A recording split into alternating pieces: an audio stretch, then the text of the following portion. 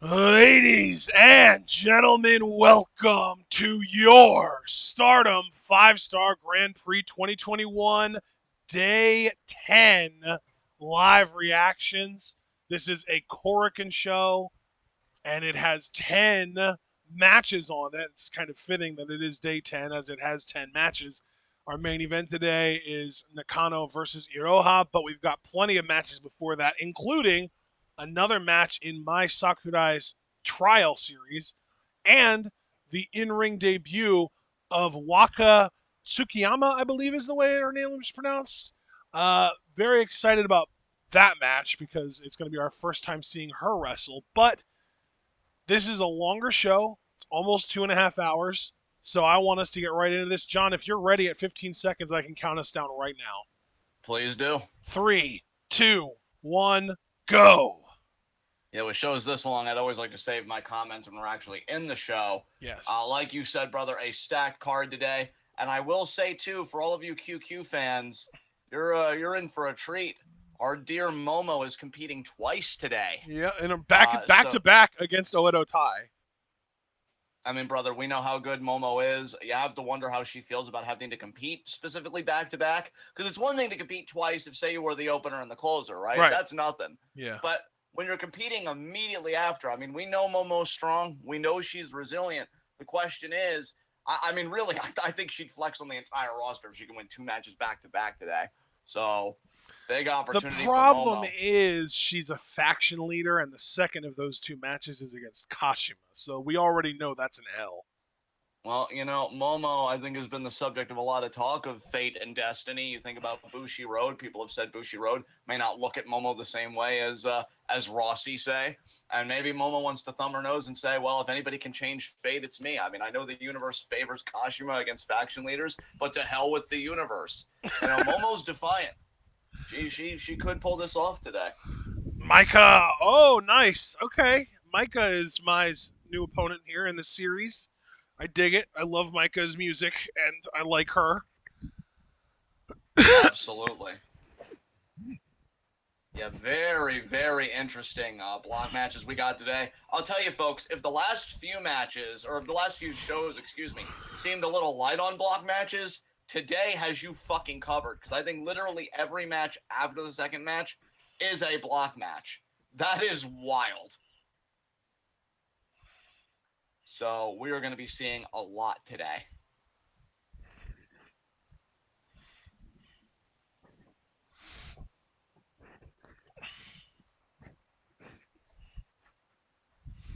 And here comes Micah. Julia first, though. Yeah, Julia leading the pack. She is the leader of DDM. And there's Micah. DDM has been so impressive. Came on the scene, and I think they've just been running shop on everybody. So Micah would love to get these points. You know, Micah started her tournament beating the world champion, which is something that her cohort Shuri can't even say. Shuri and Utami went to yet another draw. Yeah, Micah knows how to increase the entropy in her matches, man. She's either going to win in an upset or, take that L, but that's, the expected result, and no one's going to be overly disappointed in her. It's a smart move, honestly. I'll tell you, brother, you look at Micah, and in my mind, again, it's just merely an armchair analyst, you look at somebody that either is going to put it all together and really blaze a path in Joshi history, or she's going to go down in that same history as somebody that people say, she was good, but she can never quite get to that next level. And, you got to wonder what the fate of Micah will be in that regard, but that's a long ways off, and I think matches like this are always a step in the right direction, not a block match. Micah has no pressure here, but I think she wants to school Sakurai and how this is all done. Good for Micah. Gotta say, on a more superficial note, and I like to keep these to a minimum, but I love the ponytail that Micah's rocking. It's really been working for me, this new hairstyle she's got. Yeah, I've noticed a lot of the women in Stardom can really rock the shit out of a ponytail.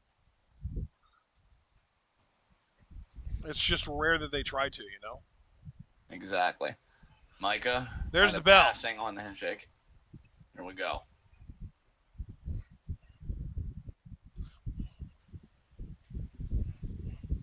And if you're DDM, man, and we really haven't talked about this in a minute, like, we know what a dominant faction they are. That's without question.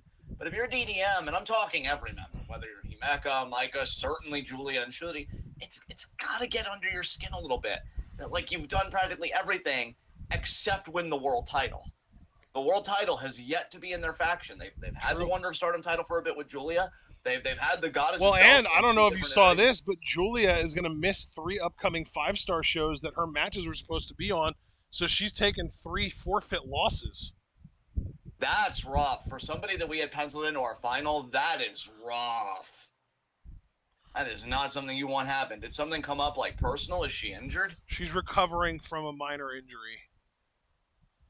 Oh, well, I mean, obviously that comes first, but you have to imagine that changes the complexion, potentially, of Julia's block considerably. Yeah. I believe she's the Red Stars block, if I'm not mistaken. Yep. Yes, she is. So that really, hell, dude, honestly, in my mind, that brings it down to Mayu and Momo has the head-to-head advantage in those two. Yeah, and here's the thing, too, brother. When we talk purely of points and not really thinking about the head-to-head at least yet, Kid, we know that Starlight Kid is still ahead in points. Yep. Which is amazing. I didn't think I'd be able to say that. Here's the thing, too. The last time we saw Starlight Kid, she was winning the high-speed title. Yes. I feel like Kid has so much momentum right now. We'll have to see if she can maintain that momentum later tonight. But yeah, I mean, just to circle back to my original point that broached this whole discourse, I mean, again, DDM has yet to secure the world title, and that's got to eat at you a little bit. And you feel like you're better than the people you share the locker room with, and yet your faction doesn't have the title. Tommy still does. And imagine, it's got to stick up Shuri's craw the most, because it's got to be like, why can't I beat you one-on-one? What is your problem? Micah now picking Sakurai apart here.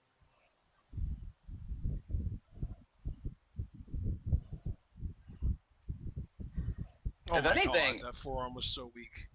I don't even know if it's fair to say, but it seems like Shuri might almost be more obsessed with the world title than Julia is. I think she kind of rode the tiger, so to speak, in her Wonder of Stardom title reign. True. Now that she's had that experience, she's just like, nah, I'm here for a good time, not a long time. I'm not about building a legacy or this and that. That'll come naturally. I just want to let my hair down, what I've grown back of it, and just have a fun time. Shuri's like, no, I need to do everything.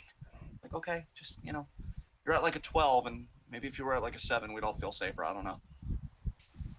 And Sakurai. I almost feel like it was like a back kick in a way. There's an elbow there. Speaking of elbows, I did tweet out to Kairi saying that I love her so much, so I hope that made her day a little bit better. God, she's wonderful. Oh.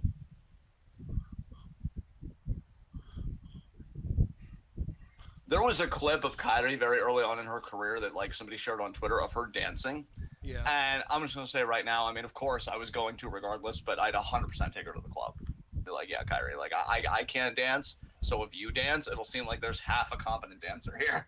Because her opponent didn't like it too much. They lariated her immediately afterwards. But 2, I got again there by Sakurai.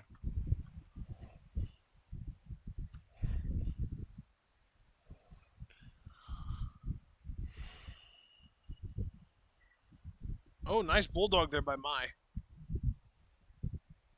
And partner, speaking of the 5-star and factional ambitions and all that stuff, funny to me too how Utami has said, like, I'm gonna win, and I'm gonna pick Shuri as my opponent. We're gonna have that no time limit matchup. So Utami wanting to control her destiny, as every champion has wanted to do. Obviously, we even said recently with the Stardom Tag League coming up that no champion ever wins these tournaments. Dude, how brilliant of a way around Julia losing all these matches by forfeit would it be if Utami won the tournament and then chose her instead of Shuri just to get under Shuri's skin and then lost the title to Julia in their match? Oh God, can you imagine how that would affect the relationship between Shuri and Julia? Because it's like, it would strain it quite a bit, I'm sure. Yeah. Oh my God. Oh, that would be so entertaining, though. That would be perfect. I would love that. That would be amazing. I think that we need to set it up in a way Oh, what where a I could lariat. buy Utami's character. Yeah, that was a nice lariat. Where I could buy Utami's character, making that pivot psychologically, because it seems like she wants to settle things with Shuri just as bad as Shuri does. So to change the motivation to be like, well, I thought about it. Julie didn't really get a fair shake, so I'm gonna pick her. And then it's like, wait. What the fuck? Like, we've killed each other, and now you're doing this. But yeah, it's just seemed like the right thing to do. Oh, and now Micah going for that submission. Oh, wow.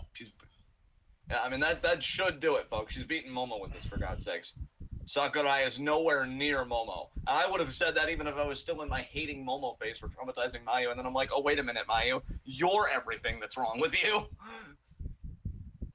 She's obviously going to get to the ropes.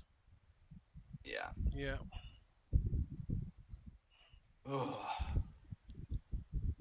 She never grapevined it, to be fair. That's how she beat Momo. Suzanka! That's probably going to do it, right? It better. Yep. Thank goodness. Good job, Micah. These matches actually make me miss Lady C. That's... Way to get the job done, though, Micah. Yeah. That's what we love to see. Indeed we do.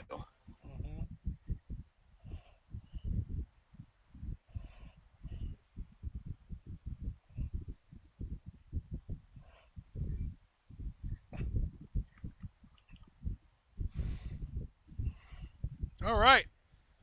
Time for Wakatsukiyama's debut. Yeah, I'm really excited about this. Definitely curious. She's known outside of Stardom as the Delightful Devil. Yes, I saw that as well on the cage match reviews that I shared with you. There she is. Oh, we're doing promos too.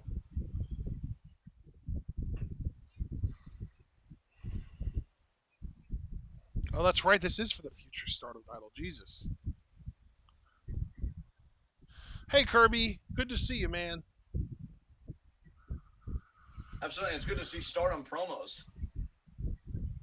Oh. Unagi, yay! I'm the freak that flies through the universe, Unagi Sayaka. See, now I just want to imagine her promos are all just delivered like Scott Steiner. Well, I'm giving a title match to someone in their first match here. It's pretty interesting to do something for the first time, so don't forget how exciting today is. You there still, bud? Yep, I'm still here. Okay. I want you to create your own path. Yeah, I am very intrigued what Waka will bring to the table. Can Tsukiyama claim that Future of Stardom championship? Running timestamp for Kirby, 1240, 1241, 42, 43, 44, 45, 1246, 1247, 1248, 1249, and 1250. Hopefully that helps you, Kirby. If you need another one, let us know. We'll hook you up. Absolutely. Wow is your hookup. Yeah, holler if you hear us. You're kind of our only viewer right now, so we can kind of cater to you a little bit. Yeah. Oh, Stardom live reactions. Will you ever get the love that you deserve? Probably not. It really feels like it won't. I really hope it does, Yeah. But man, it's really sad that people just don't turn out for these. I'm always happy when you and I can be realists to a depressing degree, and it really just hasn't affected us mentally. Do you know what's really funny, though, is that this is how it was towards the tail end of our Progress live reactions, and we were so ready to end those. And yet for this, we're just like, we could do this till the end of time. No one has to watch. We're just having fun. Yeah, this is like our thing. Yeah. It's fine. This will be on this channel forever and always, no matter, whether anything else is going on or not. Yeah, it is crazy to think about that. I think on the whole, Progress was slightly more popular than these, and I'm like, why? Yeah. Same energy on the Y, too. That brain space. Here comes Sayaka. The freak that flies through the universe! I wonder if they come up with their own nicknames, because I like it. I don't think they do. I think Rossi comes up with them, actually. Well, then that's one old face more than I thought I would like. That I like. We're not gonna put you in the corner yet. Oh my god, the old person corner. Yeah. God, I just went to a really dark place. I desperately need help. Oh, okay then. Yeah. You you gonna be okay at some point? No. Wow. Well, I've never, I've always heard it's okay to not be okay. Yeah. I love how you're both trying to be good about this, but you're like, how do I recede into myself and maintain the conversation at the same time? No, no, that's not what I was doing at all. What do you mean? No, you're weird. Who's that calling? Wait, someone's calling? Yeah.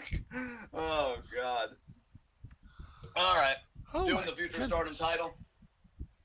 I hope that this girl isn't cringe in the ring like I did read about. But then again, that's subjective. I'm curious what you and our own opinions will be of her here. Yeah.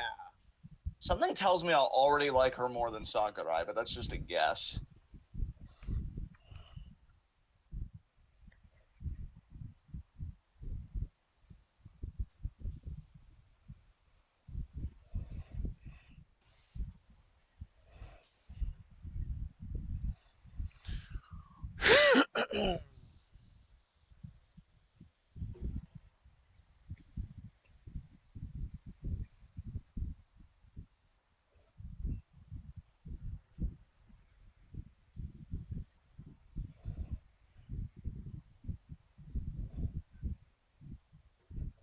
Yeah, Unagi, you got this.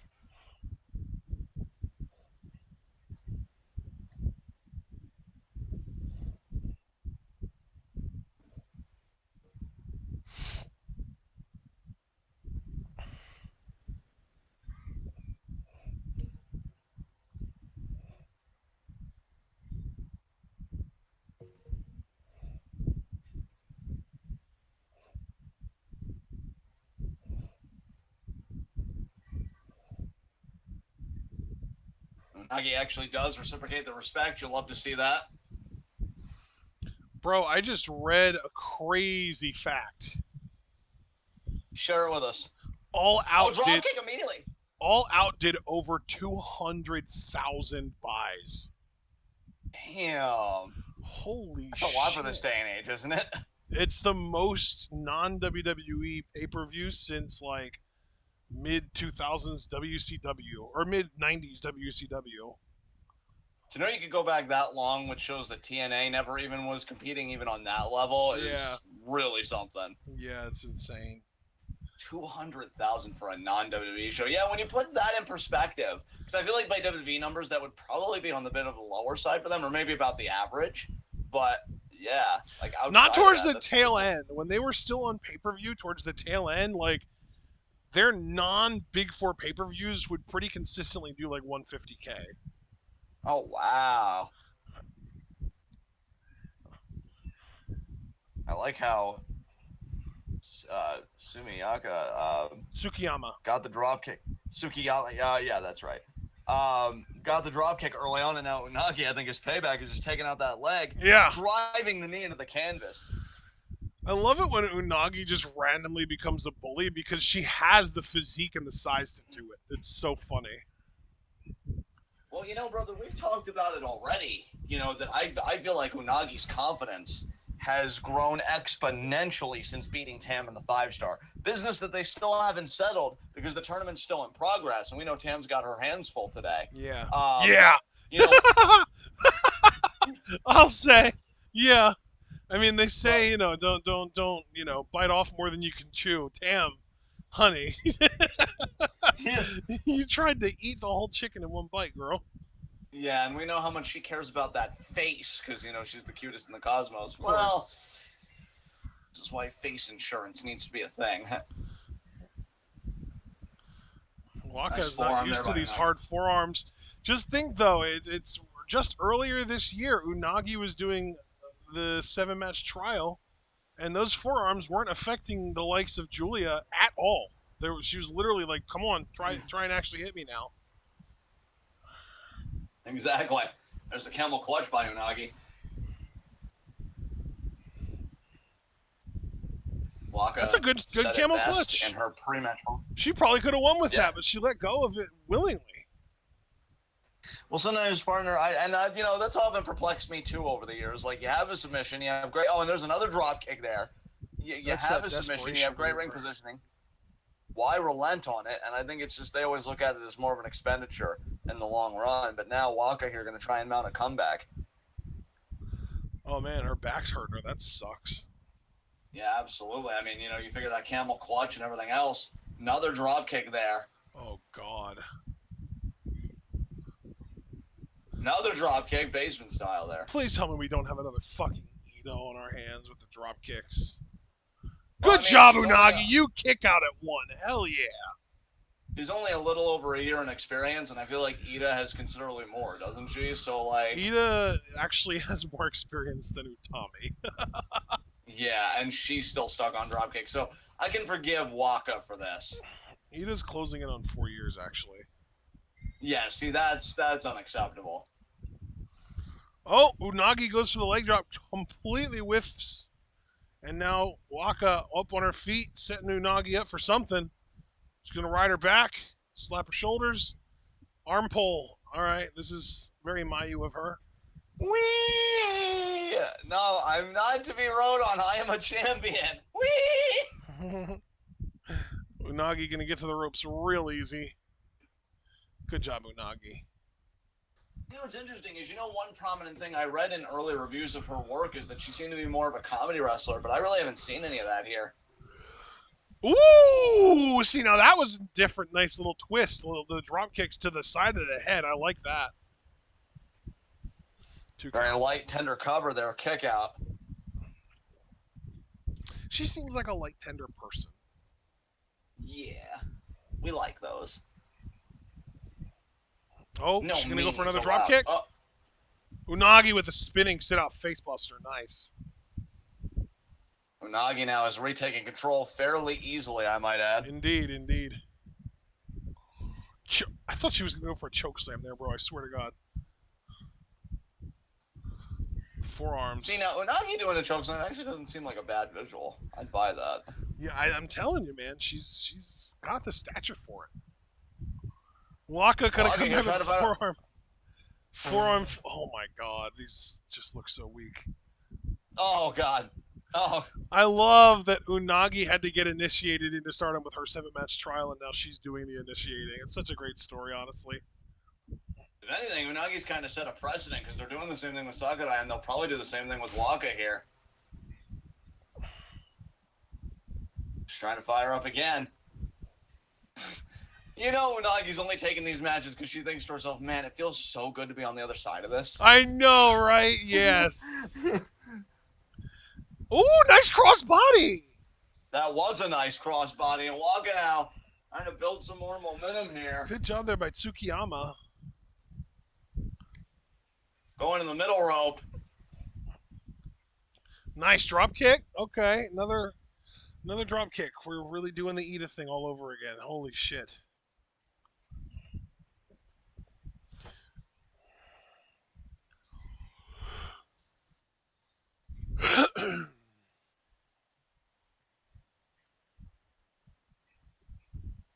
Wait, what's she thinking about here? Oh, wow. It drives Unagi into the turnbuckle. She's sitting on her. Okay. What are you going to do to make this painful now? Oh. It's pretty much the same move that she was doing while Unagi was standing earlier. It's just grounded and in the corner. I really don't feel like the being in the corner thing adds to that at all. It doesn't look like it makes it more painful. It just means it's illegal, so you have to break it in 4 seconds. Yeah. Good job, Unagi there, getting her foot on the rope. I'm proud of Waka for going for an armbar, though. It's something a little different. It's something that actually feels a little more legit. Nice code breaker by Unagi. That might be the beginning of the end right there. And there's the leg drop. That might do it, What a honestly. leg Against a drop. rookie, That this could do might be it. it. No, she kicked out. Okay. You never know with these things, you know? No, you don't. I could have bought that as the finish, no problem. Waka showing For how bad she sure. wants to be champion. But Backslide? no. Interesting. Cradle Two. there. Cradle Nope. there.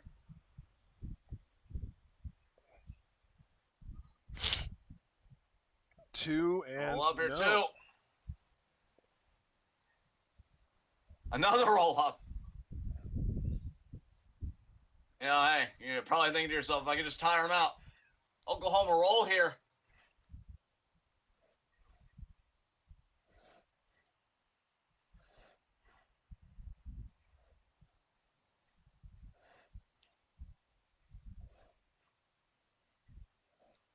What a boot.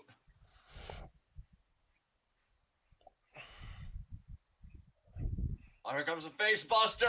Oh, wow. Oh, Nice. my God, that'll do it. Will it? Nope. Wow. You see Tougher Kirby than I say. gave her credit for. You see Kirby said he's dubbing the new girl Waka Waka, like fucking Pac-Man. Waka Waka Waka Waka Waka Waka.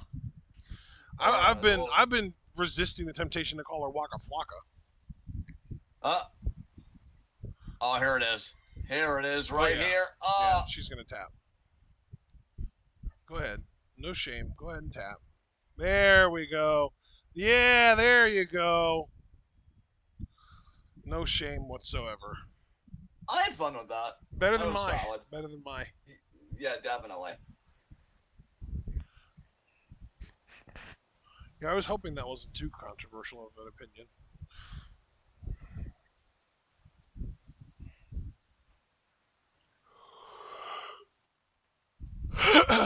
What was the timestamp on this match? Did you catch that?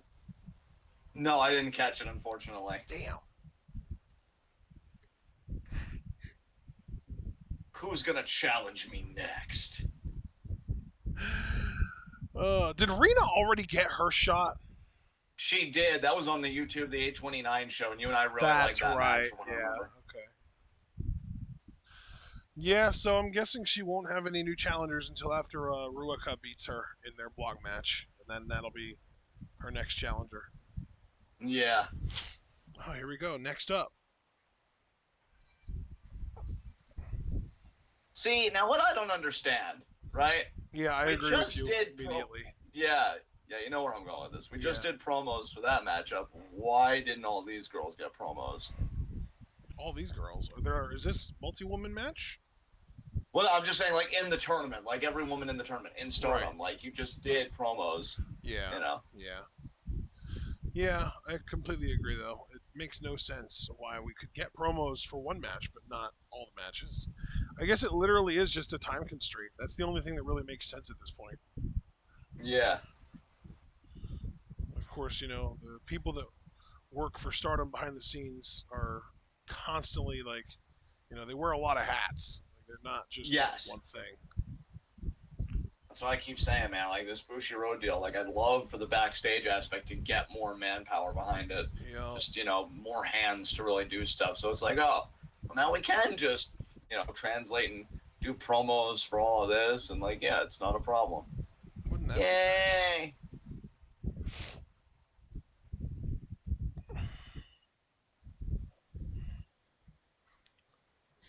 New music for Saya. I dig it. Oh, let me turn this up. You missed the intro. The intro was probably the coolest part. I don't know. I do like it, though, a lot. It really, I think it fits the Golden Phoenix persona a hell of a lot more than her previous theme. The previous theme fit her much more when she was still wearing, like, the pink and green and doing the dance routines and singles matches and stuff. She doesn't do any of that anymore. She's much more of a serious competitor now, and I think this music fits that.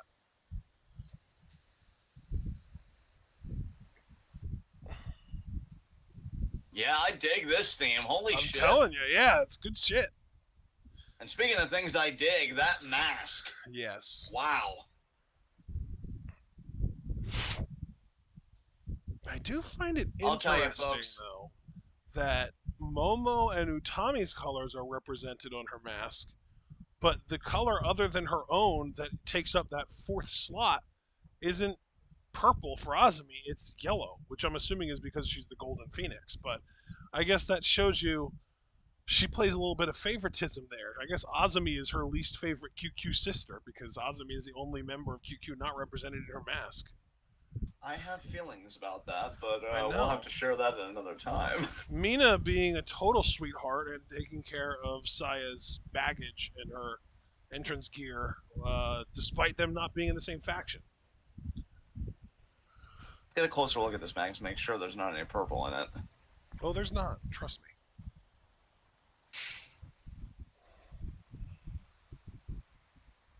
See? Yeah, wow. Fuck you, Azumi, she says. I was just like, yeah, that's alright. I'm gonna be the greatest world champion out of all of us in the end.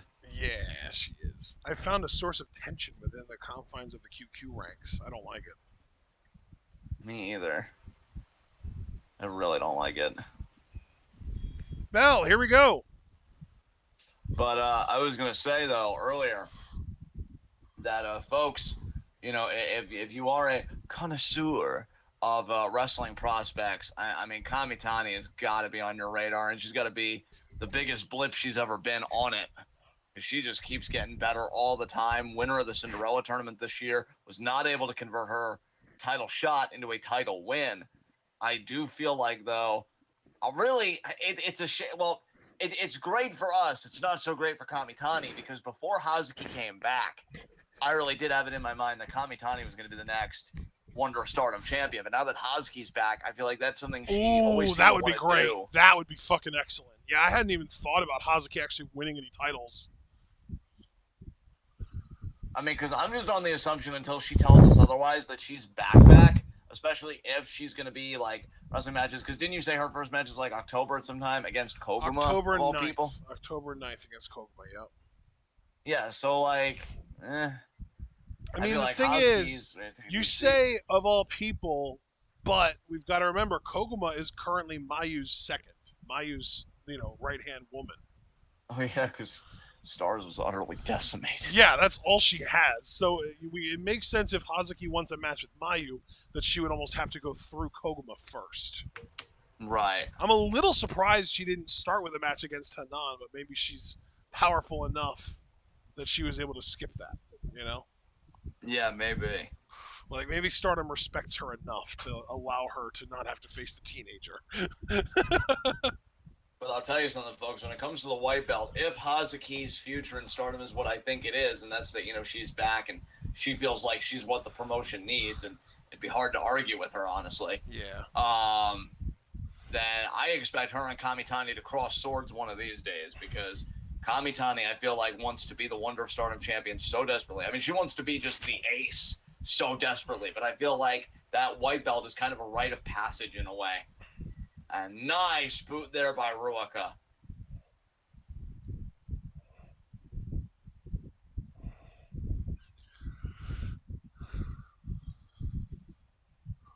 Oh, wow. The boots. Wait. You can't do that. That's Hazuki's thing, and she's back now. What the hell? Ruaka's a teenager. You really think she gives a shit? I think Hazuki needs to whip her into fucking shape. Yeah, Hazuki, be the parent to everyone else. Someone needs to, obviously. These kids are running wild. Ashton just nodding approvingly in the corner. That's right. Because when you're 23 in Stardom, that's like being 60 in the real world. Let them know you're authority. I can't believe she's still only 23. I mean, she does turn 24 at the end of this month, but fuck, she's so young. That's just nuts. And so talented. She's just, I just feel like she's been around for so long, too. Yeah. She debuted in July of 2014, dude. So she's been around, for 7 years, not counting the time that she's taken off because of retirement or whatever. Yeah. 7 years at 23. Like, holy shit. She started wrestling when she was 16, which isn't even, like, exceptionally young in Joshi terms. but it is exceptionally young in the grand scheme of things, you know? Yes. I think Momo started even younger than that. I think Momo started around the same time as her, and she's younger. Yeah, Momo literally debuted 5 months or 4 months after Hazuki, and she's 2 years younger than Hazuki, 2.5 years even younger than Hazuki. So when Momo debuted, she would have been what, like 14? Yeah, 14 years old. Jesus Christ. That explains though why Takumi Iroha can only ever see her as Momo-chan, like a little girl, like the teenager. Yeah. Oh Kirby, my I don't god. think so, because the new Oedo Tai seems very averse to Hazuki. Yeah, I don't think the weird thing though is that like they pay tribute to Hazuki in their matches when they do that face wash that I was obviously viscerally rejected when Ruika did it here. So it's kind of weird if they pay tribute to someone and then she comes back and they don't invite her back with welcome arms, with open arms. Like that's a really weird story beat to me. I feel like that's a real like inconsistency that needs to get cleared up. Maybe they're just like one of those people that like they just remember somebody or accept somebody as like their vision of them or their idealization of them rather than that person on their own terms. Right. It's like, oh, you're not this Hazuki, you're the Hazuki that used to run with us. You haven't changed. It's like, but I have though. Well, that's not good enough for us. Well, sorry. Guess I'm just gonna be over here with my QQ sisters kicking fucking ass. God, Our Hazuki must have died after she retired because she never came back because you're not her. Exactly. Such petty bullshit. Nice springboard cross body by Saya. I don't even. You know what, Kirby? I could see Hazuki forming a new faction, but I don't think she's going to need to. I think QQ would be more than happy to welcome her back with open arms. Yeah. It just depends on if she'd be willing to return to QQ. It would make sense, though, because she's preaching about, like, oh, all these outsiders are coming in and dominating Stardom. We need to get Stardom Originals on the come up. And QQ is exclusively Stardom Originals. Now, granted, so is Stars, and for the most part, so is Oedo Tai. So her options are relatively open. But really, Cosmic Angels and DDM are the only factions that are really dominated by outsiders. Yes. Because, like, Oedo Tai, I think the only quote-unquote outsider would be Fukigen Death because she's been around since before Stardom existed. Right. And I guess Konami kind of, because she was trained outside of Stardom, but she's been around for so long, she might as well be a Stardom original at this point. Dude, did you even know that Konami was actually in QQ while Hazuki was there? Actually, no, they were ships passing in the night. So Konami was in QQ, and I think she got drafted to QQ in the same time, or around the same time that Hazuki got drafted to Oedo Tai. I did not know that. I'm trying to remember, actually. I feel like they might have been in QQ together at one point. Oh, is that going to do it? The snap? Yep, there it is. Beautiful. Wow. Great job, Saya. I'll tell you, the suddenness of that snap Rana and the wins it's gotten her, she's putting it together, guys. I'm telling you, a championship, and by that I mean a singles championship, is inevitable for her. It is goddamn inevitable. You can't stop it. Wow.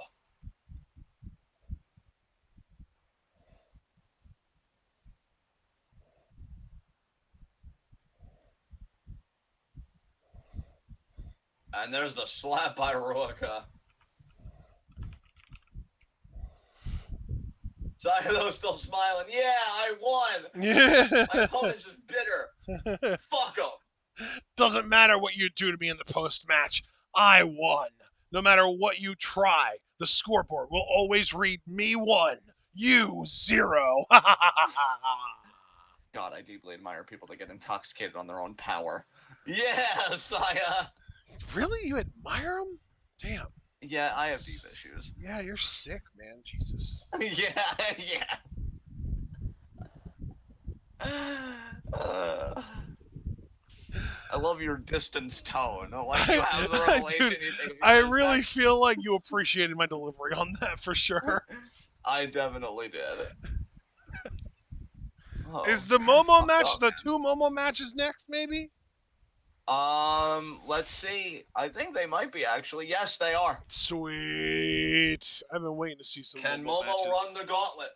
We got Yes. two. We got two Momo matches. This is great. This is one of the best Stardom shows of all time for that reason and that reason alone. And if you're like us, and I know we are, We then you're are. definitely gonna love a double dose of Momo. I really want to make that rhyme, but I feel like it doesn't work. Like a double dodo of Momo, but that doesn't work either. Yeah. Oh, here we go.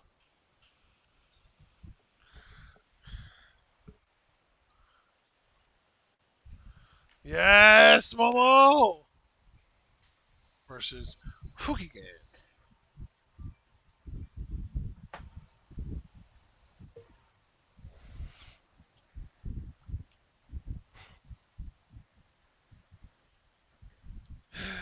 I love the no smoking sign.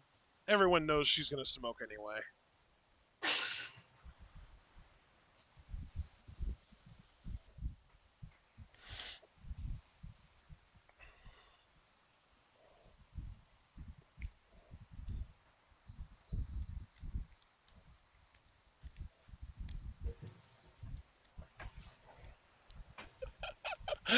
I feel like I really want to see somebody's reaction to their first time seeing this version of Fukigen Death specifically.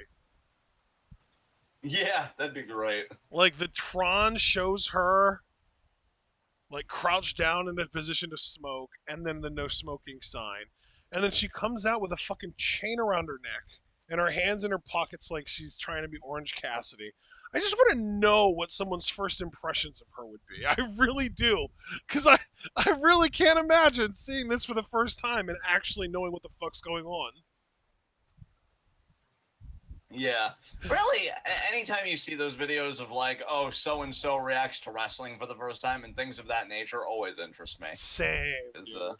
Oh, and there's Kashima helping hey, Fukigen get out of Kajima her on the collar. outside, she may just rush the ring as soon as this match is I over. fully expect it. I really do. I think Momo's gonna beat Fukigen, and then Kashima's gonna rush the ring, get revival, and win in like 10 seconds.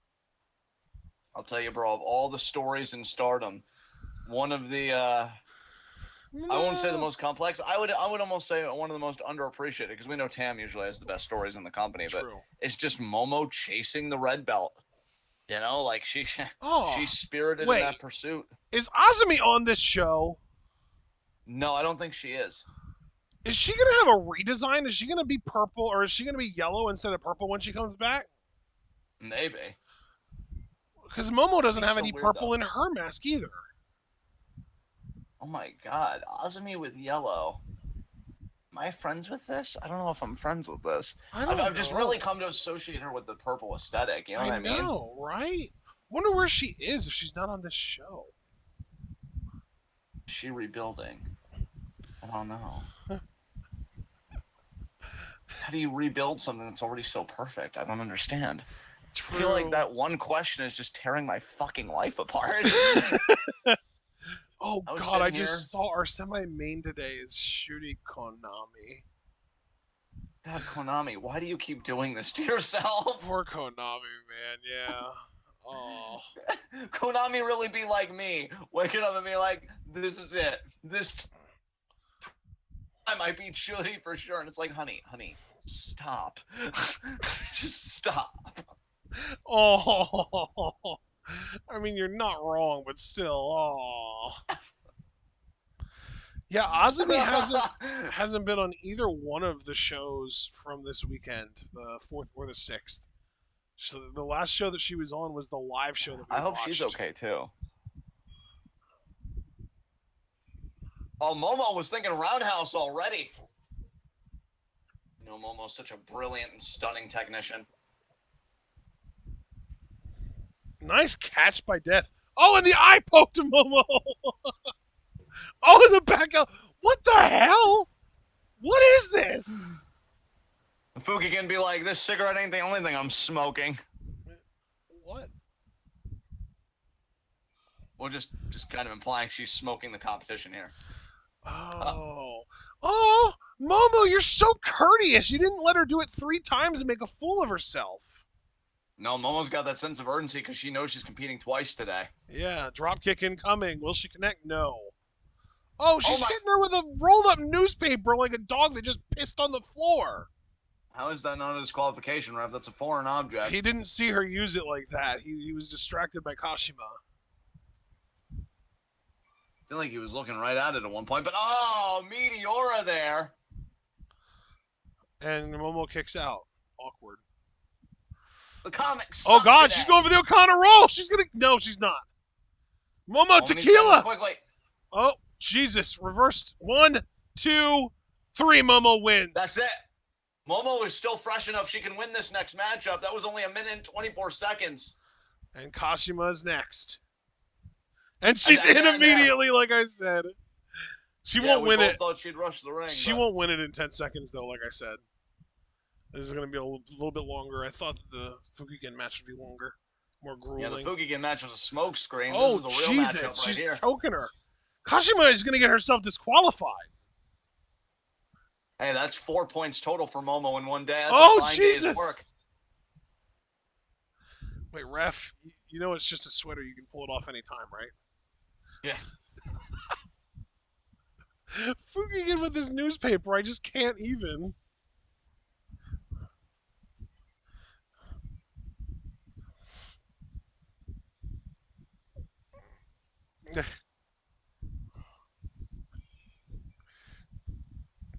I think Fukigen just hit the ref in the face with the newspaper. Jesus.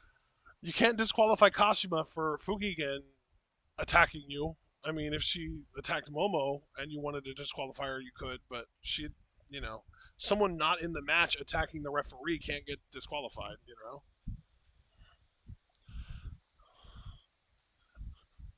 Oh my God, Fukigen. She's a little wild with that newspaper. I don't know if I like that. A 1 count. Good job, Momo. Get your 4 points. Momo You're already wants to halfway stay in there. this. Oh, Kirby said apparently Stardom's working on a model or has a model, I guess worker-wise, that if you're not on the show, you can stay home and rest up if you want. Oh. So maybe that's what they're doing. Oh, and again, Fukigen. And she's hit her so many times with that newspaper, I'm pretty sure she's gone through every section of it.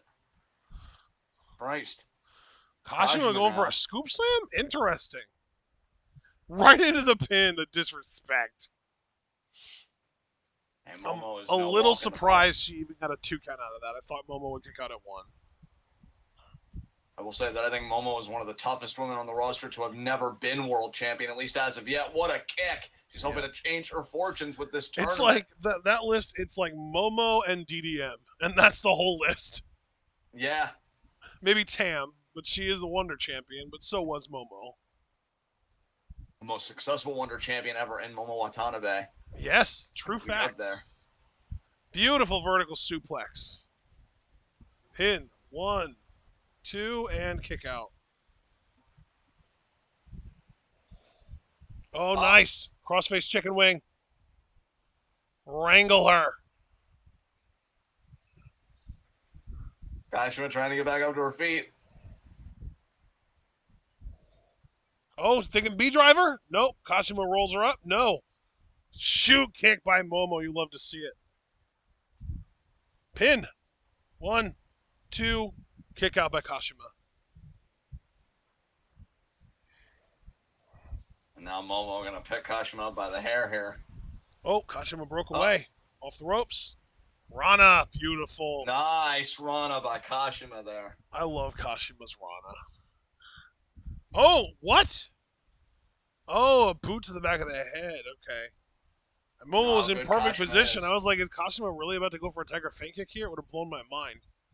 What a butterfly suplex. 1, 2, and Momo kicks out. Good job, Momo. Interesting choice of camera angle there. Jesus. Oh, here we go. Kashima again. Gonna go for no. Yeah, she was probably thinking facebuster, but Momo escapes. Forearm there by Kashima. Momo with the so forearm. Nice seeing Kashima actually compete in the tournament. Yeah. Oh wow. Momo was thinking about returning fire there, but Kashima just kept going. Oh, Momo thought she had her turn. Momo. Kashima said, eh. Kashima, I think, a very underrated strategist and tactician. Oh, there's the roundhouse. Roundhouse. I thought she it was just a shoot kick. It was a roundhouse. Tequila Sunrise incoming, maybe? No, Samato to the back of the head. Oh, my God. And now another Samato to the front. Nailed it. Pin. 1, 2, kick out. Gotta wonder if it would have made a difference on both legs, but that's neither here nor there. She's going to try and win with the crossface chicken wing. That's in deep, brother. I mean, Kashima is elusive, but she looks ensnared here in this hold. Yeah, Momo's hands are clasped and everything. She's going to have to She's wrenching on everything. Kashima's fading here, dude. She might have passed out. She might have passed out. She's still moving the hands somewhat. No. Momo transitioning. I don't know if I would have given that hold up. I would have committed to it. Oh, God, oh, God, oh, God, oh, God. Watch out for revival. Watch out for revival, Momo. Tequila. No. Here comes revival. Oh, she's doing it the old school way. She's doing it the old school way. Oh, Momo avoided it. Roundhouse. Nice roundhouse there. Momo's got to finish this here if she wants her 4 points. Oh, well, she got 2 of the 4 already. Exactly. But she just can needs win to 2 finish matches in the one set. Day. What a statement. Oh, wait a minute. Is she thinking Peach thrower? Peach. Here? Oh, Kashima rolls out. Revival. Oh, Momo reversed. 1, 2. She got her. She got her. She got her. Oh, wow. My God. Hey, brother, what did I tell you earlier? If anybody was going to throw their finger in the air to the universe, it was going to be Momo Watanabe. Holy shit. Wow. Kaisei reversal. Momo. Great job, Momo. Momo is now in the lead of the block, I believe, right? Is she? What block is this? No, she's not. She still only has 6 points now. She only had 2 going into that match. But you know what, though? What a jump, partner. What a jump. Yeah. So here's another thing that I should note. I already have added the extra 2 points to Natsupoi, Fukigen Death, and Himeka, because those are Julia's 3 opponents that she's forfeiting to in the 3 shows that she's missing to recover from her injury. Is Kid still in the lead of the Red Stars block, and is Momo in second now then? Due to Julia's forfeiture, Natsupoi has now joined Starlight Kid as being tied with 7 points. Interesting, and that kind of complicates things because their match personally was a draw. So head-to-head, I think it's worth noting that Kid has not... Kid, I think, has a higher win percentage than Natsupoi, because I don't think they've had the same amount of matches. Oh, okay. So qualitatively, Kid's 7 points is higher than Natsupoi 7 points. Yeah. Because Kid is literally 3-1-1. She's wrestled 5 matches. She's won 3, lost 1, and had the draw with Natsupoi, right? Natsupoi, on the other hand, has already lost 2 matches. So she is... she lost to Koguma, beat Momo, went to the draw with Kid, lost to Mayu, and then she has the win against Julia, and she also beat Fukigen Death. And the win against Julia is the one that I'm counting ahead of time that hasn't technically happened yet, but won't happen because Julia is missing that show. So Natsupoi is, I think, 3-2-1. So she has 2 losses to Kid's 1 loss. Okay, interesting. So while Poi and Kid do have the same amount of points, theoretically, Kid is technically still the number 1 in the block because she only has 1 loss, whereas Poi has 2. But then, like I said, would Momo in the Red Stars block now be in second place because she has the 6 points? Well, I do believe she has only wrestled 4 matches so far.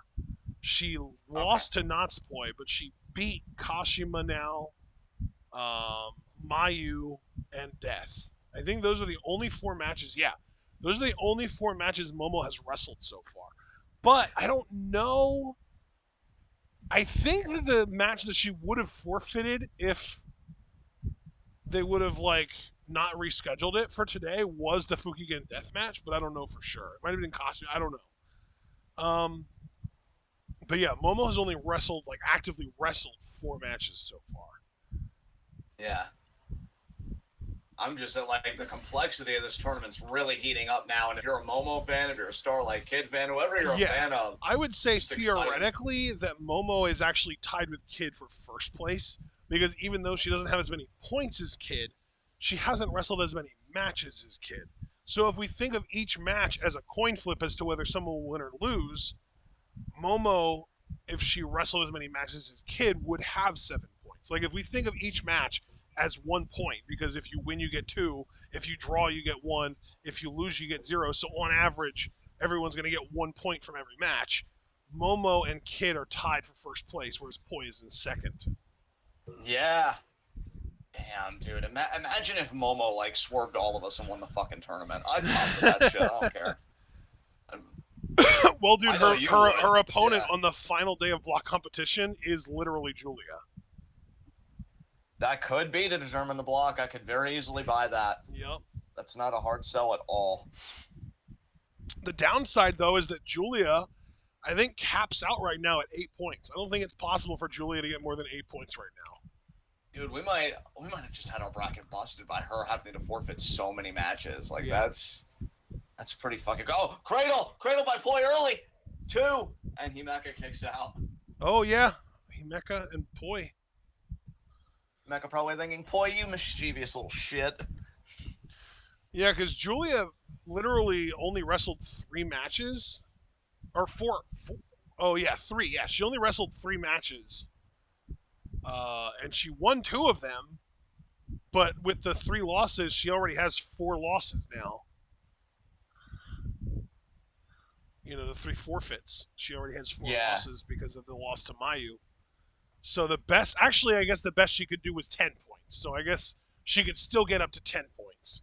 She's need to beat Mina,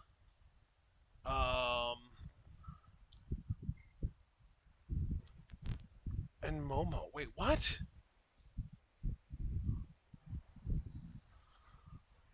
I'm confused.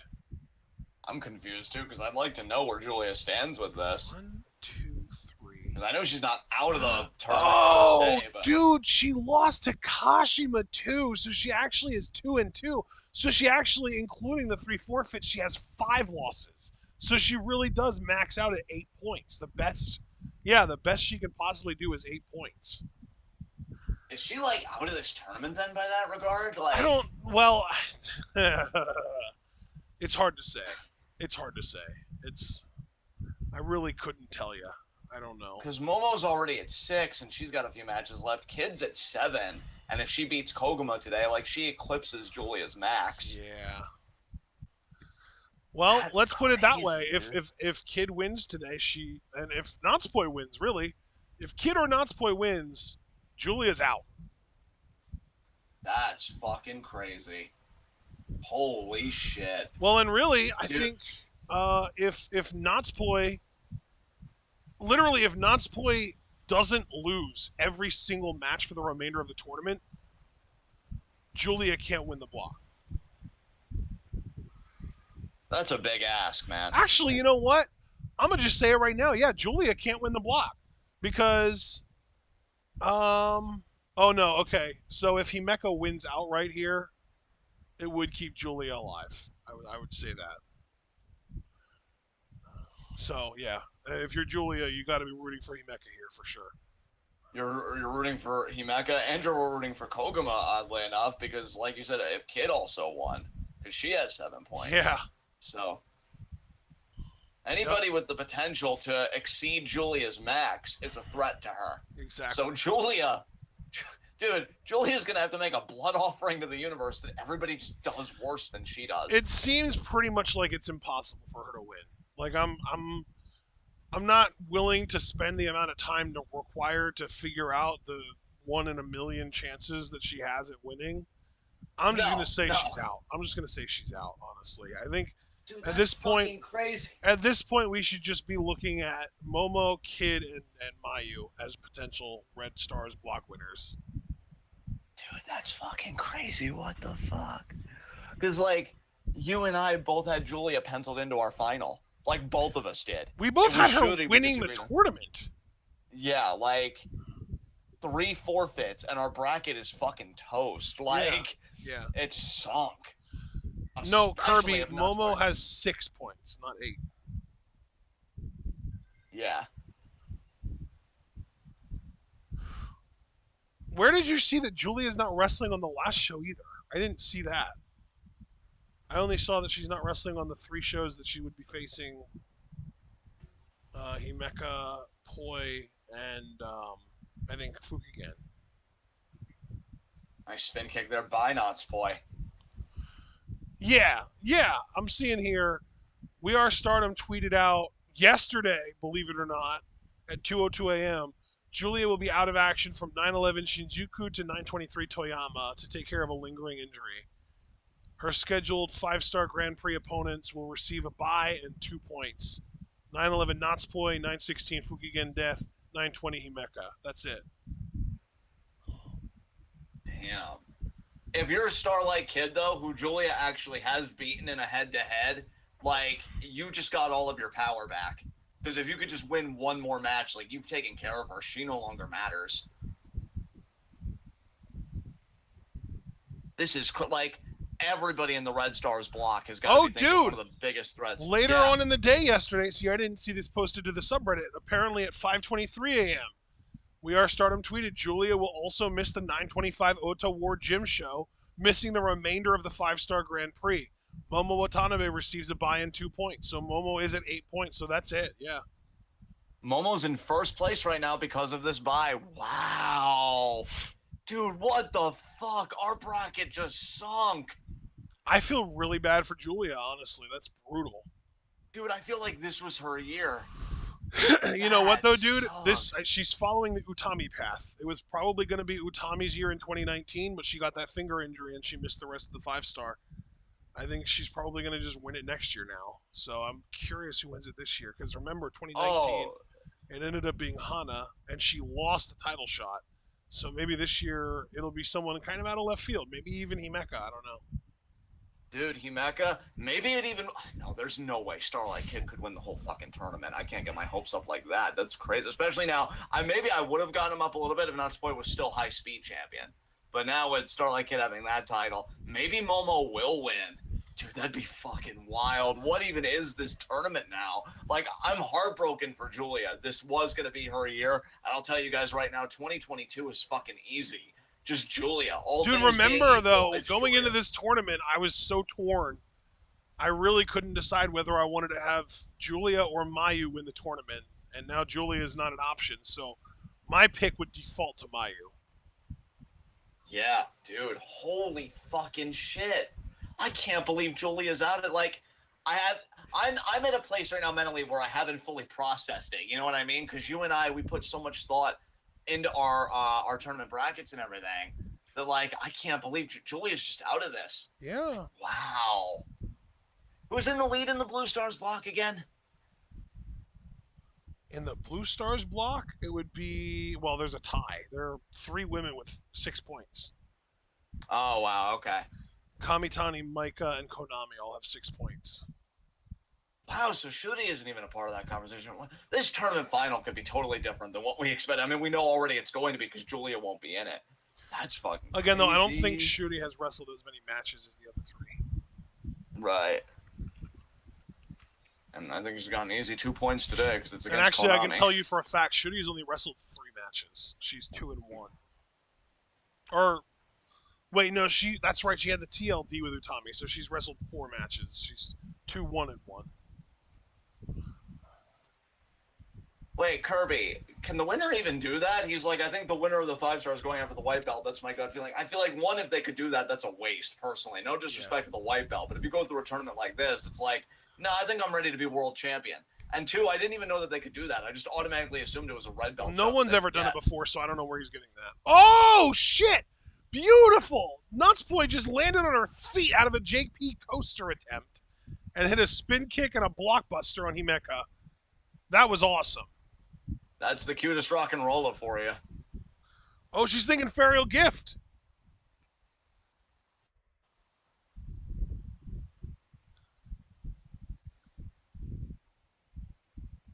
Misses. No. Canvas. Oh, running knee here. Oh, lariat. Nice. Sliding lariat. Good job, Himeka. 2. Kick out by Poi. Himeka now crab. Half crab.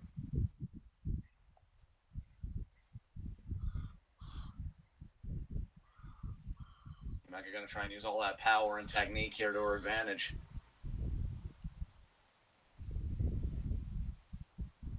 Micah seems to be cheering on Poi. Oh, Himeka repositioning Nutsboy. Oh my god. Oh, This is like a lion tamer. Yeah, just about. How does Poi get out of this? I don't think she does. She would have to trust in Himeka's mercy there to relent the hold, and actually she does. Well, I would say it's less mercy and more just maybe just personal logistics, thinking, ambition. This is too much of an expenditure. Yeah. Hoping to do something bigger and badder. Like a JP Welcome coaster to the again. Coaster again. Be careful though, Himeka. Remember when Fuki got it. The pin attempt into a victory roll? Yeah. 1. Oh, just like that. She reversed it though. 2. Kick out. Wow. Wow. Himeka. You know, if you're Himeka and you have every physical gift you can be given, this has got to be frustrating as fuck. Like, I should be owning this tournament. Why isn't this tournament coming easier for me? What the shit?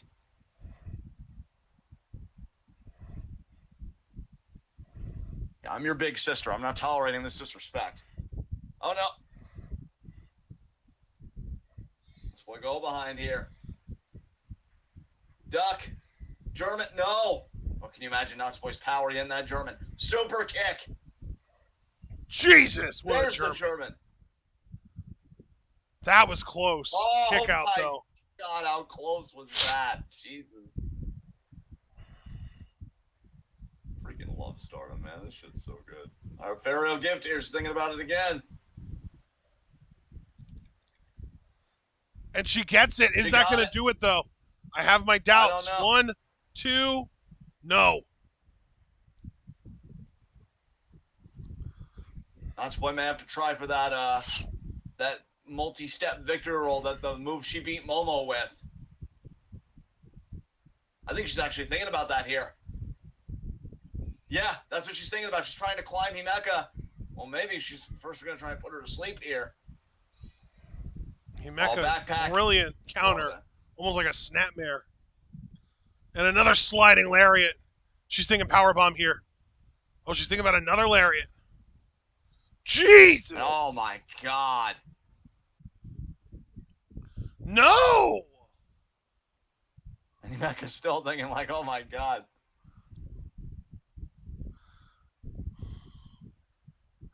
Hit her with that running powerbomb, Chica. Oh, she's going for another JP coaster. Okay. Or maybe just a torture rack here. Oh, yeah, Yeah, torture this is rack. just a torture rack. Oh, wow. Very effective. Oh, my God. Ref, that's it, Ref. Come on. Yeah, that's it. He called it. Dominant win by Himeka. Jesus. Today on Hello Himeka, I wish a motherfucker would. Yeah.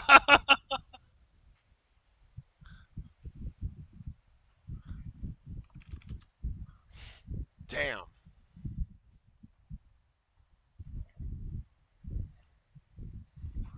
That brings Himeka up to 6 points. Yeah. Dude, this Red Stars block is heating up now. I can't believe Julia is just missing the rest of the tournament. Dude, that's fucking wild to me. She I had a can't believe match it. with Mina. She's supposed to have a match with Mina that I have left empty that I don't know. Like, did that happen on this show? Is Julia Mina on this show? It did, apparently. I see it as our next matchup, actually. Julia Oh. versus Mina. Well, that makes sense then. Okay. Oh, oh, they're so sweet. I love them both.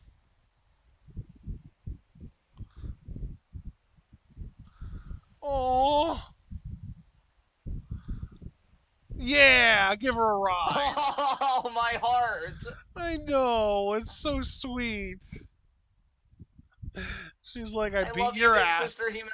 Yeah, she's like, I beat your ass. Now I'll give you a ride to the back. Can we get ice cream? Yeah, no, it's when we can get ice cream. And I have 2 scoops. So you can have as many scoops as you want, champ. And you can even have Jimmy's. Yay! You're the best. God, I think I just made myself a better person through that experience. I don't know how I feel about this. Well, here's the interesting thing. If Julia wins this match, I don't know. I mean, no, she'd only have 6 points. She'd still be fucked. Look at Unagi being encouraging for her faction mate. You love to see it. Unagi being Mina's hype woman here.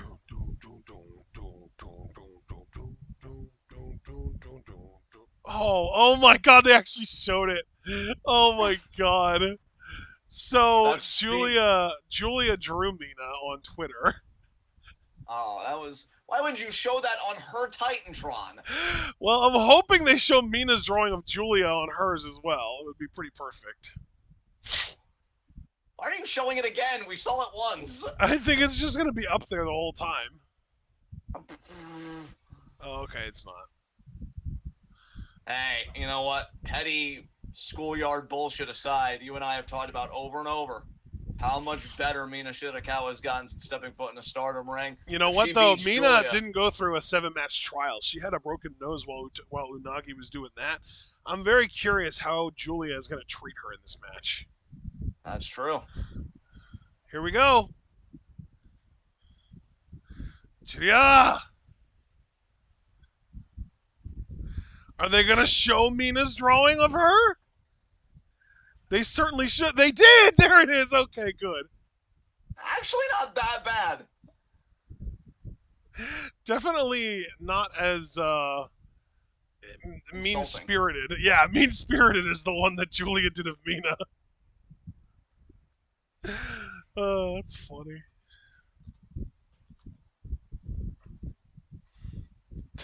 I can't wait for her to see it.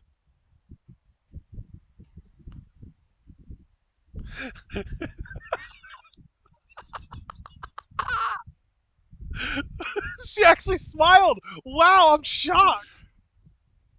It's like, wow. Not too bad. Micah, holding open the ropes for Julia. You love to see it.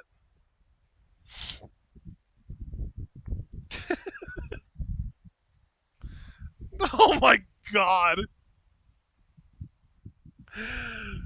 Mina's definitely a better artist than Julia. Either that or Julia was just really trying to hurt Mina with that drawing. I mean, with Julia, I can believe both. I mean, low-key, she seems like a sociopath. Yeah, low key. I mean, Javaris would Super definitely low-key. attest. Javaris would definitely attest to the contrary, but we have our own observations, you know. It'd be like you, me, and Javaris are at a restaurant. He's got a notepad. I think Julia's got the place bugged. And so he would tell us very quietly, like, yeah. I got a little pimp in his car seat. We need to go now. Julia won half of the Goddesses champs, and unfortunately, because of the news that we know, it's not that this match is inconsequential per se, but Julia's really just, I would say all but out, but yeah, she's out of the tournament. And Mina now. She is. Mina, on the other hand, is still very much in the tournament. That flash pin that she has developed and just everything else, it's been quite nice to her. Yes, saw. Oh, nice drop kick.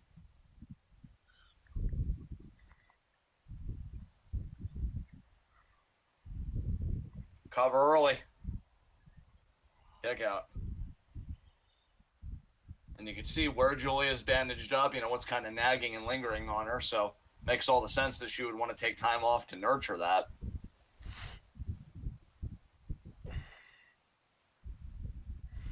Mayu loves her designer brands, doesn't she? I just saw, sorry, this is completely unrelated. I got a notification on my phone from Instagram saying that a bunch of the women that I follow from Stardom updated their stories, and Mayu was one of them, and she's in a Louis Vuitton shop, and I'm like, wow, Mayu. You know what? When you hustle like she does, enjoy yourself, girl.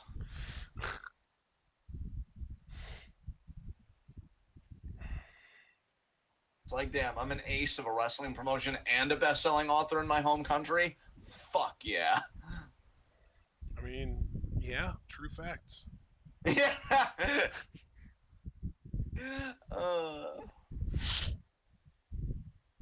That should be our faction. Just us sharing facts and being super truncullo about it. Like, hey, John, did you know insert fact here? Yeah. It's cool, man. Nice. Oh my god. You're here for the randomness of my face, and I'll get it in so you don't have to. I never said I wasn't, sir. Right you are, Ashton. I wasn't going to say that. I feel like it would have been something you would have said. It was an option. It was on the table. Of course you do. Oh my god, Julia! Trying to make life imitate art. What the fuck?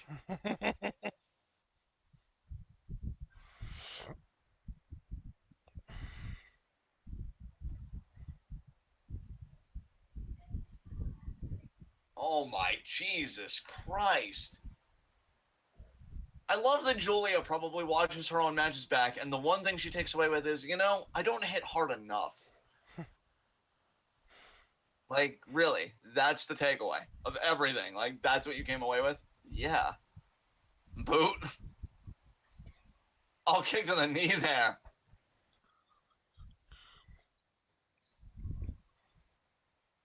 Seemed like a kabuki elbow to the back of the head and neck. Gonna stack her up here because the leg. 2. Kick out. Oh, nice. Figure 4 headlock.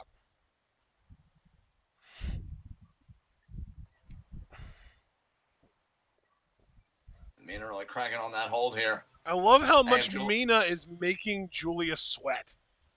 Yeah, absolutely. This is not a walk in the park for Julia. Right? And you love to see it. You really do. Absolutely. Look, I love Julia, but I'd be lying if I said I don't enjoy seeing her get humbled every now and again. Put on the ropes there.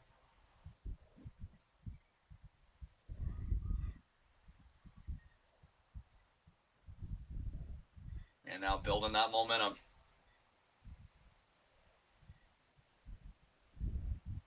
Gonna go all the way to the top rope. This will be a kabuki elbow to the back of the head. Ooh. Yeah. Dude, this offense she's putting together is huge for her. And now discus far to the back of the head. I love the targeted strategy by Shirakawa here. It's a bit vicious. It's a bit malicious. But, hey, who said that fucking being nice and all that stuff wins matches? Back fist. Wow. Back fist now. Mina's feeling DDT. it here. Middle rope DDT. She could beat Julia today, dude. That's entirely on the table. Cover here. Yeah. 2. This could be, rather than Julia winning the 5-star, this could be the story of Julia's rock bottom. Yeah, we didn't think she could fall any farther than losing her hair several months ago, but Julia kind of embraced that. This is of a whole different animal. You're talking about your health. You're talking about being made vulnerable by the very profession that you sought to dominate. Yeah, like, she's not going to feel ashamed that she lost to Mayu, and she knows that the Kashima loss was, like, fluky. But if she loses to Mina, that would probably crush her spirit. That would, like, I mean, I'm definitely speaking with a little bit of hindsight here, but that's the kind of loss that could make her want to just take a month or 2 off, Oh, could be the Northern Lights bomb here. Oh, but Shirakawa countered. 2. Oh, she kicked out. Oh, my God. Oh, misses the boot. Dodges the boot. Mina, discus forearm. Another one, and Julia goes down to a knee here. Mina off the ropes. Oh, Julia caught her. She's going to scoop. Oh, Oh, Northern Lights bomb. That's That's going to it. do it, isn't it? It is. Yeah. Oh, Wow. did you see Mina's face there? She looked so out of it. Yeah, she did. Oh, man. So I'll Julia tell is you, going to these. finish this tournament with 6 points. Wow.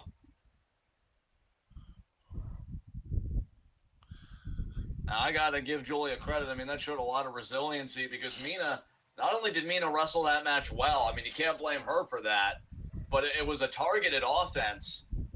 And yeah, 5 minutes and 33 seconds. Wow. You know, interestingly, Mina has 4 points, but she also has 5 matches left. She's only wrestled 4 matches. She has beaten Fukigen Death and Saki Kashima, and her only losses are to Julia and Himeka. Yeah. She's 2-2, man. She's 2-2. That's not a bad place to be, really. No, not when you have that many matches left. You could be in far worse places. Yeah. That's why it's kind of heartbreaking for Julia to be in the place she is. We thought that this 5-star was her destiny. But destiny Certainly for felt Julia like has it. been We're just deferred. a year early, like we were with Utami. Exactly. Destiny for the moment has been deferred for Julia. Now we got our next matchup. Finally, we get to see our new high-speed champion. I've been waiting for an entrance for her coming out with the title. Yes.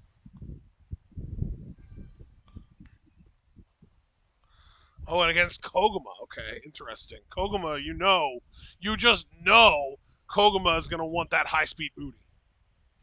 Now, let's remember when Natsupoi was still champion, Koguma did beat Natsupoi when she had the title.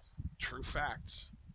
So Koguma going to want to keep her name in the conversation and beat the new high-speed champion. But Kid has a stake in this far beyond the high-speed title.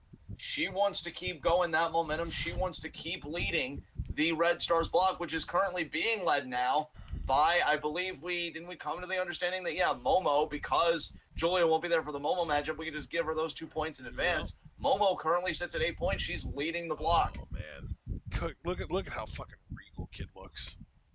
Absolutely.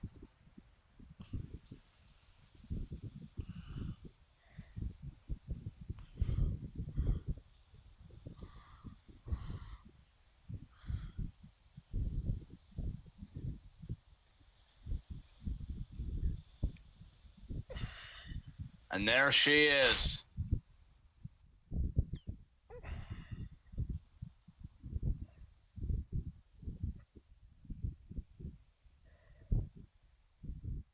Did she just kiss that mask? Yes, she did. Interesting. Very interesting. I've noticed that she's doing more blue than purple now. See that? Yeah, I do notice that. Man, I'd love to know what's going on in the psyche of Starlight Kid. Because we know her final matchup is against Mayu. Yep. And that's the woman she wants to beat the most. And folks, with the way this tournament has gone, Mayu versus Kid could be very well for the Red Stars block. Man, I cannot wait to see who's going to win that block now, because the makeup of the final is completely different than what we anticipated. Yep. There's the mask in the corner there. Here comes Koguma.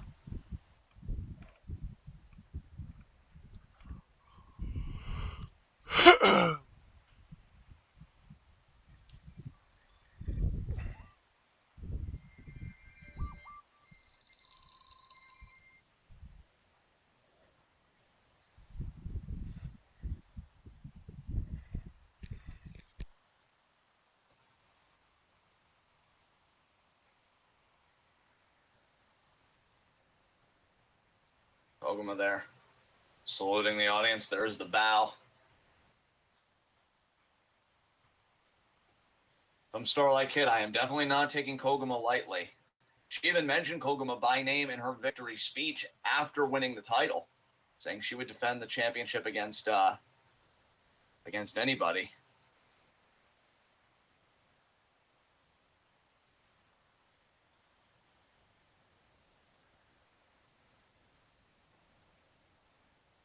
Damn, Koguma going on the attack early. Yes. Whoa. There's the bell. I can't say I expected this, although it is interesting given that these two, there's probably some real tension here. I feel like there's probably some resentment, especially from Kid, but apparently from Koguma too. Absolutely. I mean, anytime you leave a faction, and it has to hit different for Koguma. Mayu fought for you Yep. in a whole gauntlet match, Yep. and then she won. She loved you enough to let you make your own decision, and I'm sure in Koguma's mind, you spit in her face. So, yeah, that's not gonna sit too well, unfortunately. Mm-hmm. I'm guessing Kid doesn't really give a damn, however, and that's her prerogative. She really don't care. That's just it. Yeah, absolutely. Damn. That was a crazy forearm. Oh, Irish whip to Drop Kid. down, Kid though. Oh, look at how Kid has got a double stomp. Very, very nice by Kid. Boot there.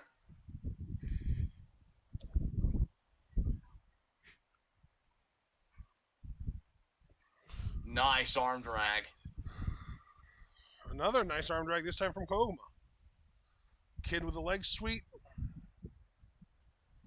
Oh. Oh, nice. Clever! Kid avoids the leg sweep by Koguma, and then on the second jump does a drop kick. Very nice.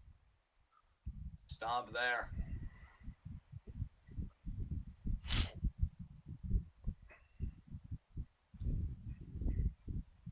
Knee to the throat there.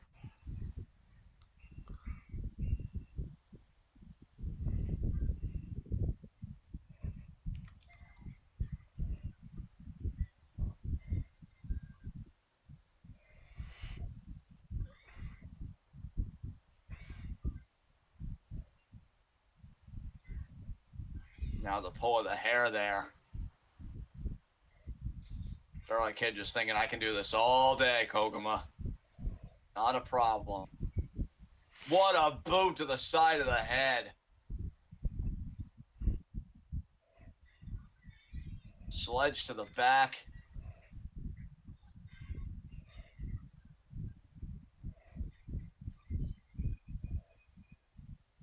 Nice boot to the face.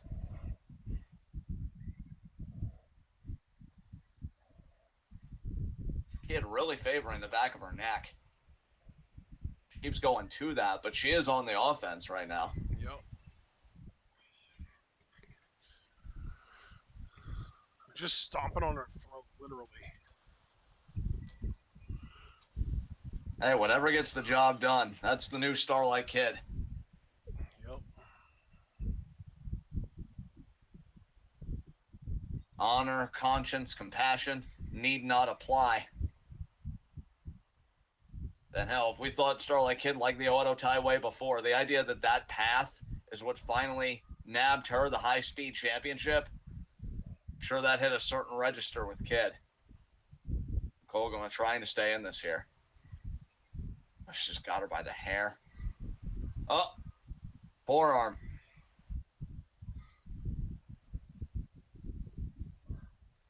Oh, what a shot there. What a forearm.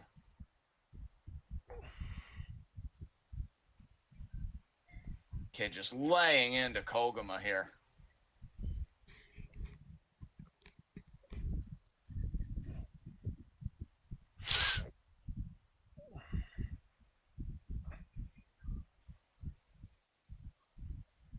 Cut her out of the corner.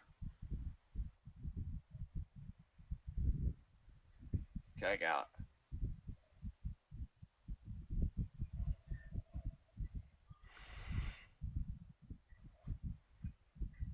Put on the ropes there.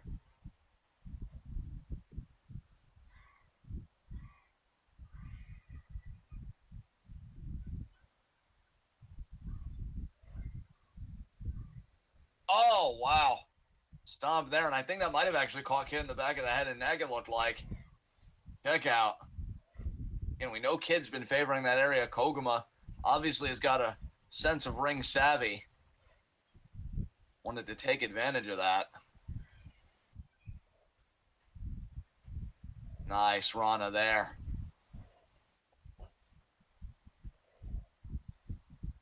Oh, could be thinking about kicking the rope. No, Tiger feint kick.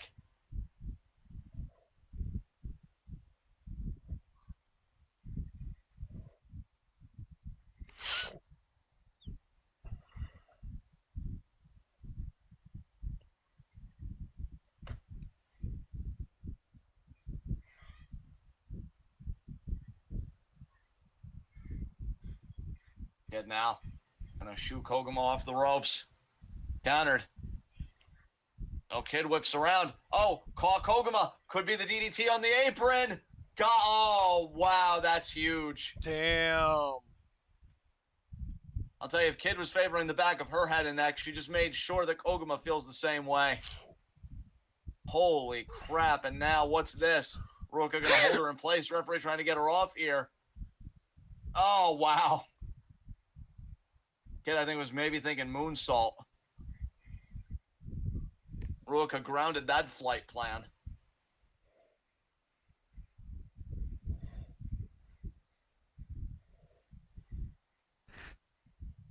Now she's going to go to the top here. Could be thinking crossbody on Kid. Oh, but Kid going to stop it here, or at least she's going to change direction. Koguma, though, as well. Arm drag off the top. Nice arm drag off the top. These two going move for move with each other. Koguma avoiding Kid's moonsault, but Kid avoiding Koguma's presumably a crossbody, getting the avalanche arm drag, and now could it be that rotating frog splash here? No, she eats canvas. Hold for hold for hold. Now what's Koguma going to try here? Oh, what a DDT. Kid doing a headstand on the canvas.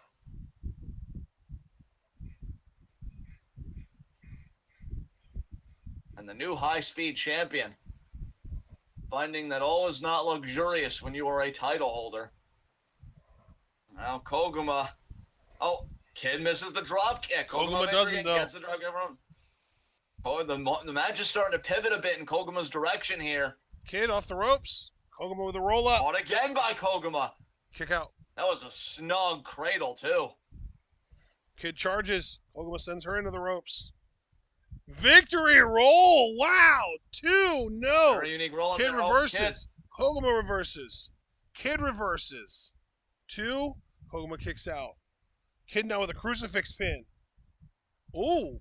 Whoa! Wait, what? I don't know what that was. She lost some control of that crucifix there. She didn't have as much leverage as she did originally with the crucifix, but no. I'm telling you, Koguma's got the momentum right now. Oh, Koguma with a roll up. Oh, shit. She's setting herself up, I think, for that Itabashi thing. Yeah. Oh, Kid kicked out really emphatic. Kid wasn't even gonna let it finish. And there's the knee strike.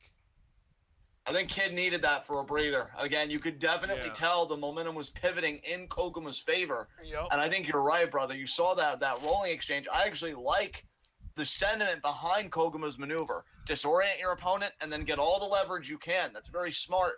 Kid, though, had just enough. Oh, Kid going for the clover leaf. He's thinking about it here. Perfect. She's got it. And she's really leaning into it, too. Great Oh, form, she's actually really doing a sitting on it. Tanahashi-style clover leaf here, not the way that she used to do it. Yeah. Oh, man, she's really sitting on that clover leaf.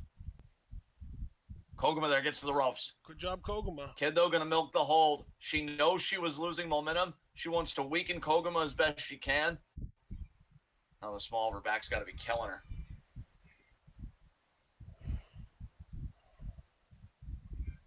Now what's Kid thinking? She might even be thinking a frog splash or a moonsault on that back. We know Kid really targets the back region of her opponents, but Koguma, though, already up. You want to do me a favor, man? And tell me when you hit 134 even? Sure, I'm just about there. Hold on. 5, 6, 7, 8, 9, 134 even. Perfect. We're good. What a overhand chop there by Kid. Slap by Koguma. And again, not a good day for Kid. Oh, this could be an avalanche Koguma cutter. And it is. She got that's the beginning of the end right there. That is the beginning of I love Kid, but you can't get hit with a move like that and expect to come back. Koguma's on her way to winning this damn thing. Now she's got separation between her and Kid. She might be thinking drop kick here. There it is. Wow. Kick out. Koguma has got to stay on Kid, though. This is her moment here.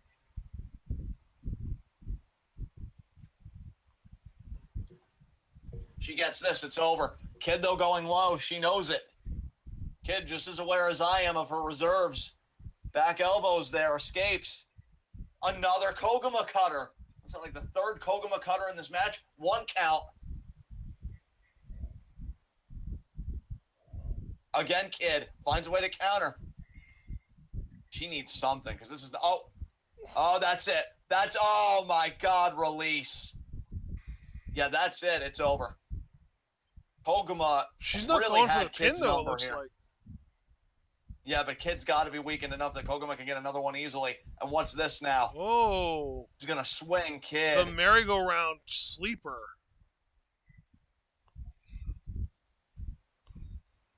That might do it. Holy crap. Kid's still kind of with it. I don't know.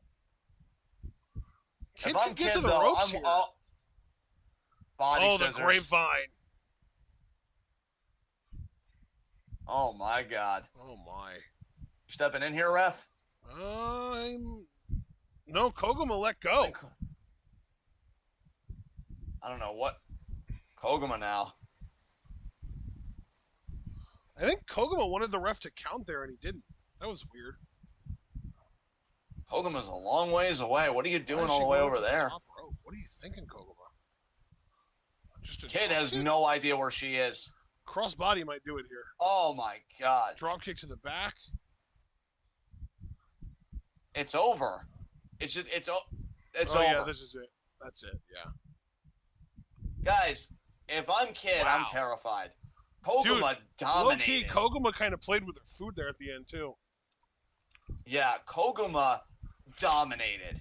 Like, I love Starlight Kid. Favorite wrestler right now. I will always stand her, and I will happily be her propagandist when the situation calls for it. But you got to look at reality for what it is. Koguma owned her in the last 5 minutes of that match. Yeah. If I am Kid, I am oh my God, and there it is. There's the visual, because yeah. You just grabbed the title there, or was that the mask? Oh, it was the mask she grabbed. We know Kid's been doing that bit of putting the mask on people. Yeah. And Kid immediately goes for a high-speed championship. Koguma may take that next. Damn. She threw the dude, mask it's at her. been a long time. Wow. Koguma really does have some resentment towards Kid. I didn't realize it. I've never seen an angry Koguma, and low-key, even I'm a bit intimidated by it for Kid's sake, because that was a dominant performance. And really, it amazes me because we know it was Kid that got the middle rope DDT on the apron maneuver, and yet it didn't even matter. Yeah. Once Koguma found her footing in this match, dude, it was over. Yep. Wait, is that... Oh, it is Hosky. Okay, so we're getting an update here because we already know. Oh, nice. I think this is probably just going to be her announcing that her match is going to be on the 9th of October. I'm guessing. I think it's fate.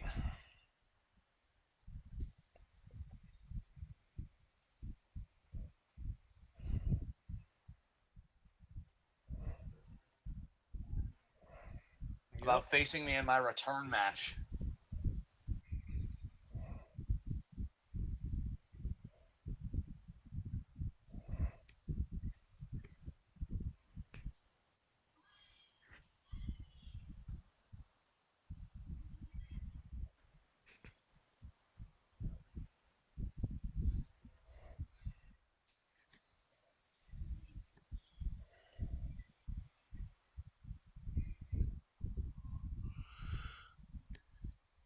Yeah, that's pretty cool. Yeah.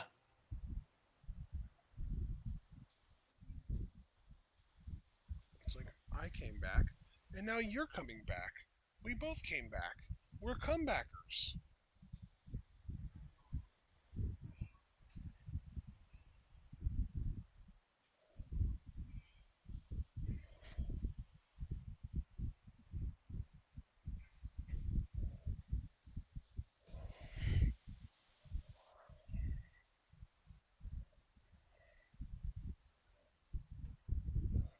Yep, there we go. To October 9th. Let's do it in Osaka Joe Hall.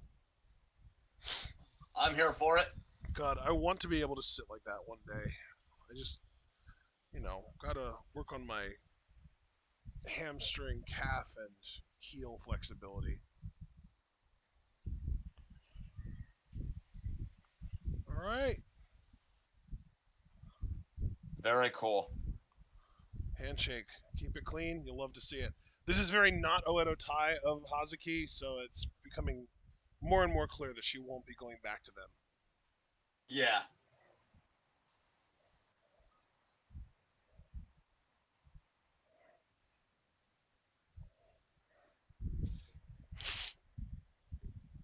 Big win by Koguma over the high speed champion after having already beaten the high speed champion earlier in the tournament. Different people, but she's beaten both of them. I think it's safe to say Yeah, she's dude, that's entitled to a shot at that championship. I've never seen a stronger number one contender because you make a very salient point. Both title holders, she's beaten. So Koguma's saying, I don't give a hell who you are. Give me my damn shot because if you do, you're looking at the definitive high speed champion. That's wild, man. True story, yeah. So let me ask you, do you think she'll win? Honestly, there's a possibility there, man. There really is. Because I don't even know if I really envision Kid being a long reigning high speed champion. Because I think for her relationship with the high speed title was more just like consummating it. You know what I mean? Like winning it, not really necessarily defending it. Yeah. And Koguma is pissed. Like, I don't know, man. Here we go. Konami Shuri. This is going to be very interesting. Again, the fact that Konami actually managed to beat Takumi Iroha in their last match blew my absolute mind. And now, I mean, I don't expect her to pull off two straight upsets, but she kind of did that last year when she beat Julia and Mayu back to back. Yeah. Hey, listen, man. All jokes aside, because I know I was having a little bit of fun at the start, we know how good Konami is. She really is like the ultimate spoiler in the 5-star because I don't expect her to win anything. Like maybe she'll win a block, but I don't expect her to ever win the 5-star. But like she gets these big upsets that really kind of throw the dynamic of a block into flux, you know? Oh, absolutely. I mean, look, we know how good Konami is. We know how brilliant she is in the ring. She calls herself the ground technician. So looking at it from a serious, sober standpoint, you've been in the ring now with Shuri one-on-one in Stardom, I believe, 2 times. Wasn't it 3? Was it even 3 times? Because I know Cinderella tournament 1 year, and then I know recently for the SWA title, but I don't remember any other time one-on-one. That's why I emphasized one-on-one, because I know tag matches they've shared the ring both as partners and opponents. But one-on-one, I can only recollect 2 matches. But whether it's 2 or 3, Konami's not stupid. So, like, I have to wonder what she's taking away from those matches. What is she going to try and avoid with Shuri? What is she going to try and do more of against Shuri that she just worked in those prior bouts? Oh, yeah, you're right. It is only 2. Damn. Look at me. For all my silliness, I am actually kind of big-brained. Oh, and man, here we go. Shuri. And by the way, I should probably mention the 2 matches that they've had. Shuri has beaten Konami in 4.5 minutes and then in 8 minutes. So Shuri has pretty much owned Konami. She's beating her in an average of like 6 minutes and 20 seconds or some crazy shit like that. Like she's destroying her. She's not just. That's what I'm saying. Yeah. It's not just that Shuri beats Konami. It's that Shuri owns Konami. Yeah, and that's just it, dude. That's exactly the point that I'm trying to make. Like, if you're Konami, you're not stupid. You know this. You know that she's doing this to you. Yep. So, like, how do you answer that? Because, again, Konami has a ring IQ. It's not that she can't put a plan together. And maybe chaos is the answer, dude. Maybe, and I can't believe I'm saying this, because to me, the quintessence of chaos would be wrestling unlike yourself. So what does it mean to wrestle unlike Konami? Maybe say Lucha. screw the mat game. Yeah, Lucha, which we know Shuri can do a little bit of, but maybe do something that surprises Shuri. Because look, dude, let's be real here. You just said Shuri has owned Konami. Why does she own Konami? Because she knows what Konami is going to want to do, and she does it better than she does. Yep. Konami is going to want to do the mat game. I'm better than you at that. You're going to want to do the submissions. I'm better than you at that. Now, here's the problem. Konami is a very proud competitor. And I'm not even going to do the Mark Henry voice because, unironically, her pride is getting in the way of her tournament progress. Because if she doesn't acknowledge Shuri's better than me at this, I need to pivot. She's screwed. Shuri's just going to win again. And that's what I think is going to happen here. I mean, you and I, when we did our preview predictions, we laughed about this match. We laughed about it. Because we're like, Shuri's winning, right? And it's like, yeah. So, we'll see. Can Konami shock the world twice? She already beat Irohop, which neither one of us expected. True, yeah. That's exactly kind of my logic is like, when Konami gets on a hot streak, I don't know if there's anyone she can't beat. I'll tell you what, though, Shuri isn't your average competitor, bro, and you and I both know that. She tapped out. She tapped out the World and Wonder of Stardom champions in consecutive matches last year. If she gets hot, she can do anything. Yeah, she really can, man.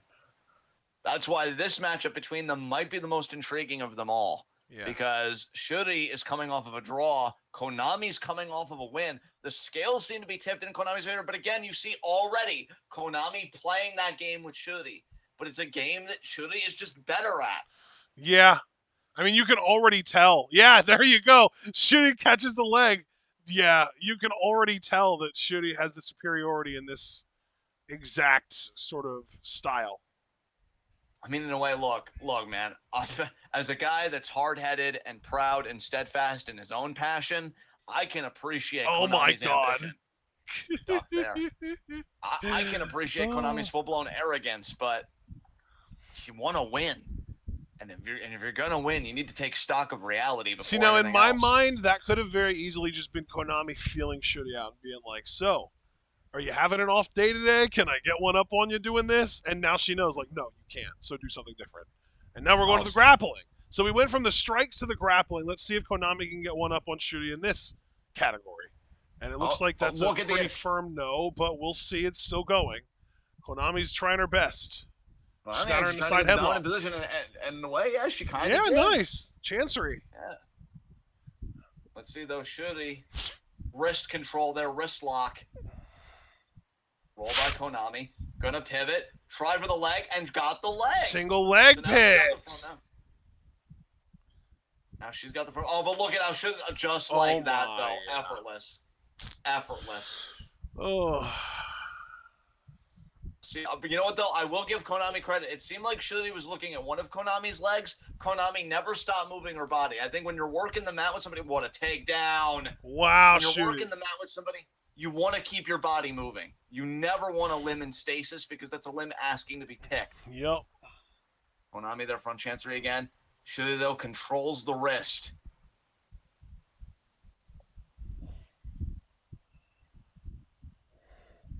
Oh. Now, you see some distance there. I like that. Ooh. I like that. There was a little bit of separation. Konami tried going for that leg, and Shuri rebuked it. Again, look at how Shuri just goes to the ground, though. Oh, man. You know, Konami, you might have had an opportunity to kind of catch her on an off day at one point, but I think she's kind of snapped out of that already. Yeah, today ain't that day. Oh, my God, the leg control. Tell me when you get to 148.10, please. Okay, I don't know how it... Oh, I'm there. Oh, boy. How did we get out of sync so bad? It's on me. It's because I had like a buffer earlier and I never bothered to correct it. And now I'm realizing that you're like a good half a second to a second ahead of me, and I'm just trying to get us as close to perfectly synced as possible. Right. Side headlock there by Shuri. Again, though, Shuri maintaining the advantage in these grappling exchanges. Now Shuri comes off the ropes. Shoulder block. So Shuri's stronger than Konami, too. What does Konami have? Maybe it comes out of that. Oh, she caught the leg. Nice ankle pick. Nice. I'm fully expecting Shuri to reverse this. Yeah, there it is. And she does. Into an ankle lock of her own here.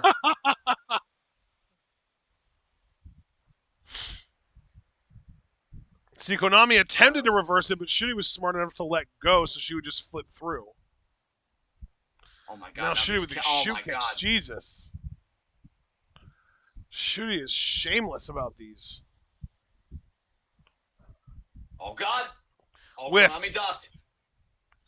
Konami misses too, though. Oh my Konami took god. too much time. She gave Shuri too much space. Is just a step or two ahead of Konami. It's like, you know how they say in chess, if you're too many steps ahead and your opponent does something unexpected, it can throw your entire game off and you can lose to someone who's significantly worse than you. Yeah. Like in chess, you basically want to be exactly one level better than your opponent so that you can know what they want to do and know how to counter it. I think that's what the situation is here. I think Shuri is exactly one level above Konami. I think that she just knows what Konami's going to do, knows how to counter it, and there's just nothing Konami can do about it. And Konami, again, I think it's her pride that like she wants to beat Shuri on Shuri's own terms. But that's just not going to happen. And you see these kicks back and forth. And Konami's a stiff striker, too. I'm not saying I could take a Konami kick.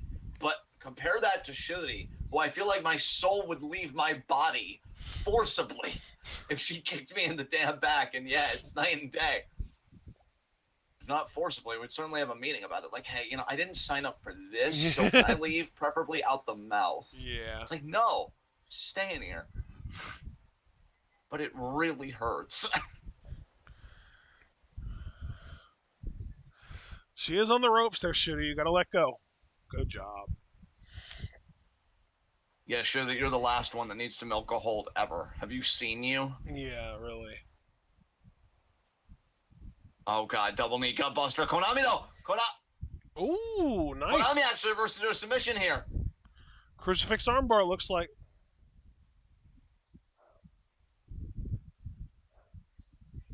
Honestly, if I'm Shuri, I just fall down with this. I don't know if maybe the force would break the hold, or maybe it would actually be worse. So yeah, I think maybe she did make the right call. Very smart, I think. Yeah, because if you think about it, if she tries to go down with it, it would basically be a crucifix driver, and she'd be in a pitting predicament.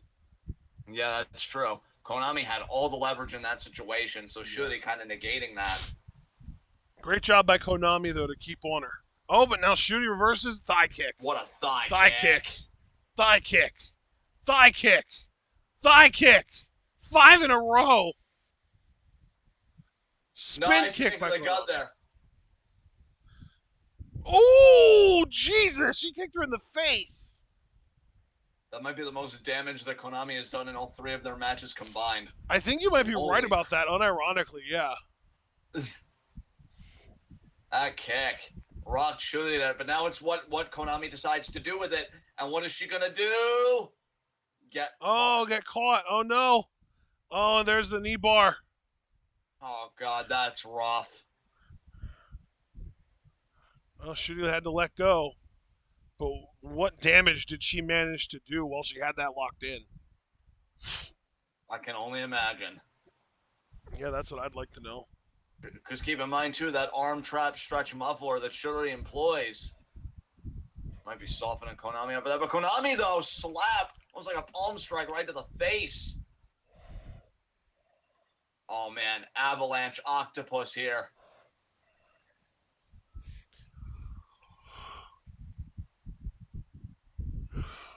Did you just say avalanche octopus? Yeah, because it's like avalanche elevated, when it's on that kind of position. Yeah. That's what I always kind of think of. Yeah. Konami now probably thinking missile drop kick here. It's just like one of those things where our brains just aren't wired the same. Because when I think avalanche, I think of something falling from a high place. Right. But it could just mean top rope, too, which is, I think, what you were going for there. I do think you are more correct, and elevated would be more proper, but that's what I was trying to signify. And Konami... Nice armbar here by Konami, but Shuri, again, Shuri just being a step ahead, man. She counters into her own. It's just so instinctive for Konami, like, oh, I'm in this position, so let me immediately just alleviate the pressure, alleviate the leverage that the opponent's got on me. And again, you see immediately... Oh, but Konami, they're able to use her leverage more effectively, and now she's actually got the armbar. I will say, of the 3 matches, Yeah, of the 3 matches that they've had, Konami has felt the most competitive in this one. Yes, I agree. Which tells me that Konami has been slowly but surely getting better each Right. time. Well, and remember, the first match they had, Shooty tapped Konami out in 4.5 minutes. Second match, it took a little over 8 minutes. So it would make sense, like, if we're extrapolating, it would make sense that this match would go around like 11 minutes or so. Yeah.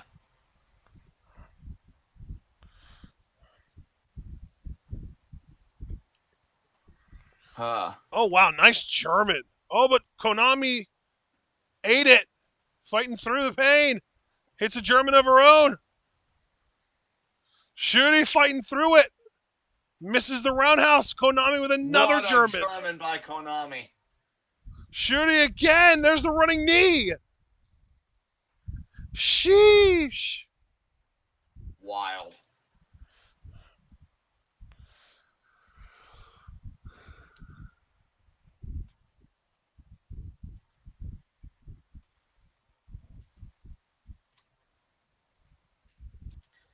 Man, what a competitive matchup this has been. Can Konami finally beat Shuri and put that demon to rest? Forearm. Forearm, forearm, forearm, forearm, forearm, forearm, forearm, forearm, back and forth. Yeesh. I'll shoot it right back.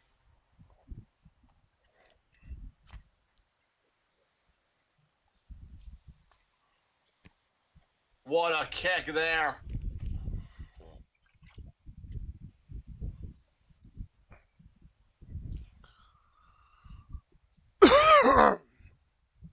Oh, oh, oh, oh my God. Jesus. Konami, relax. Oh, Shuri. Oh, she kicked her in the shin. Yeah. Oh, the roundhouse.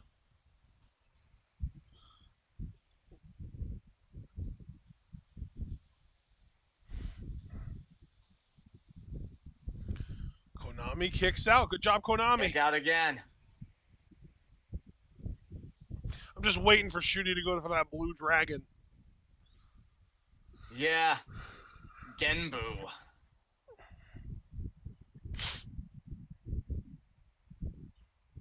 Konami gets to the ropes again. Shuri, though. Shuri. What is this going to be? She's thinking like top rope neck breaker. Neck breaker, Muta style. No, DDT. DDT. Top rope hung. Wow. 1, 2, no. Where are you at, Randall? Randy does it from the middle rope. That was top rope. Exactly. Well, that's what I'm saying. Like, Shuri's kind of flexing. Yeah. Shooting not thinking about another German and gets it. Bridge. 1, 2. Kick out.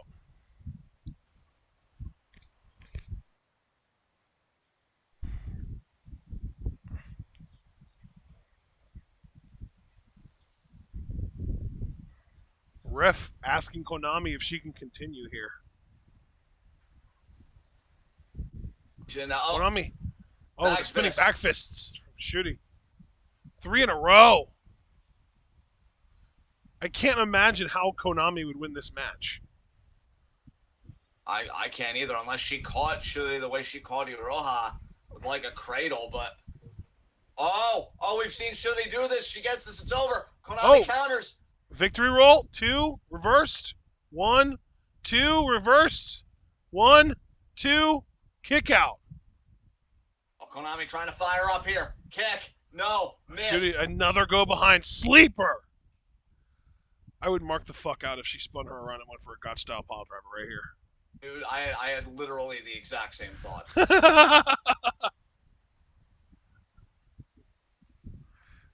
Oh, God. Oh, 1, 2. Wait. She caught her. Konami wins. Wow. Oh, my God. That might have been a fast count, but props to Konami. Konami finally beat Shuri. Wow.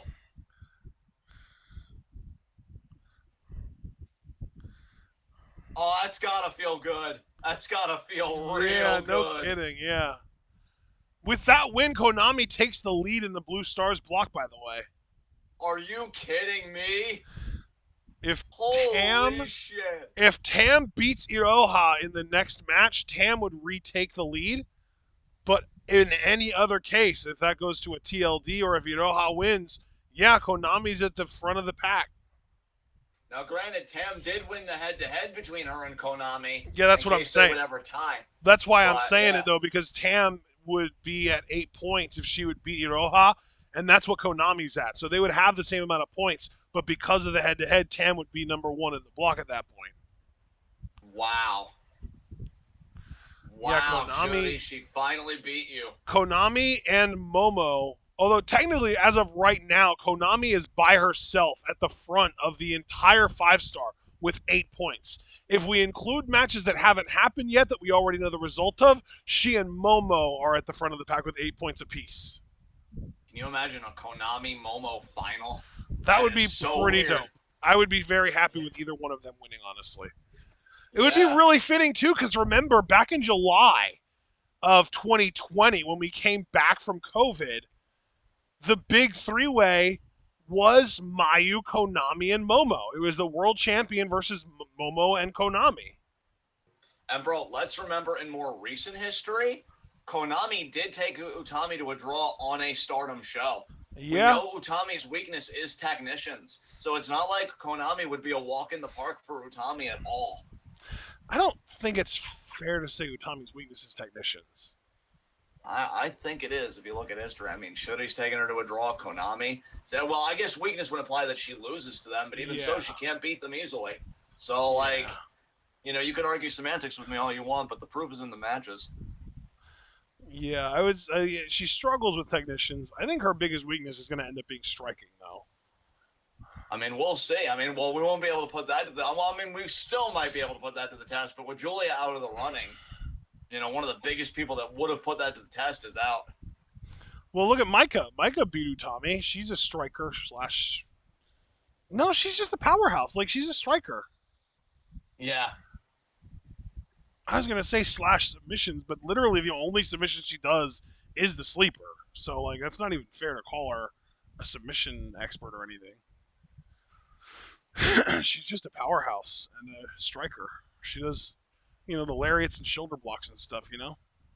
So she's definitely struggled, but we know that she's beaten Micah. I'm just waiting for Utami. I mean, maybe you could say that Mayu's a bit of a technician to a degree, and she did beat Mayu for the championship, but You know how they I don't say know. jack of all trades, master of none? Yeah. Mayu is a master of all trades.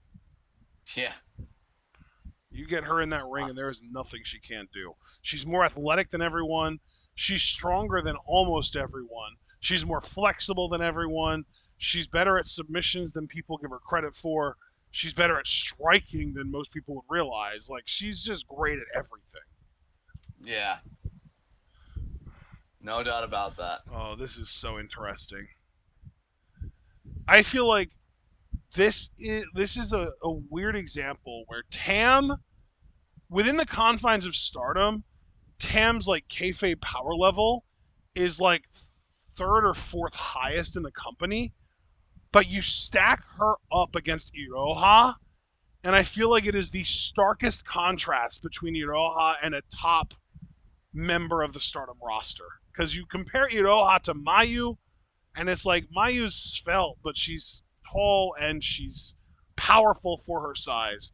You compare Iroha to Utami, and like Utami's a big powerhouse, so that size difference isn't that significant. You compare Iroha to Shuri, and it's like, okay, Shuri can kick her head off. But you compare Iroha to Tam, and I'm just left wondering how the fuck Tam has a shot here. Yeah. Just physically. This is like, I don't mean to, go in the realm of hyperbole, but this feels a little bit like Brock Mysterio or like Brock Gowen, like that kind of shit. Yeah. It's definitely a very one-sided affair. It's like Brock Lesnar versus Matt Hardy, at least.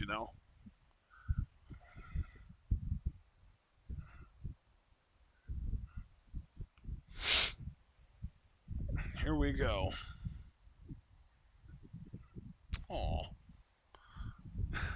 Oh, God. Tam, you might not look like you have a shot against Tam, Iroha, the but you're Wonder of still. Stardom champion. Can you hear me, Feels John? like forever ago that her and Utami won their respective championships. John, can you hear me?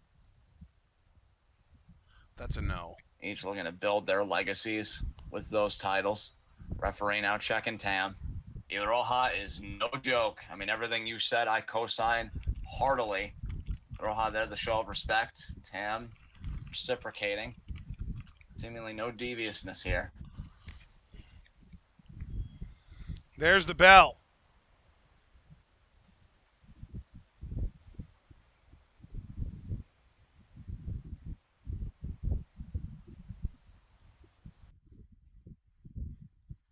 John's about to call me back, guys, so Facebook Messenger is going to make a sound for me, not for you. There we go.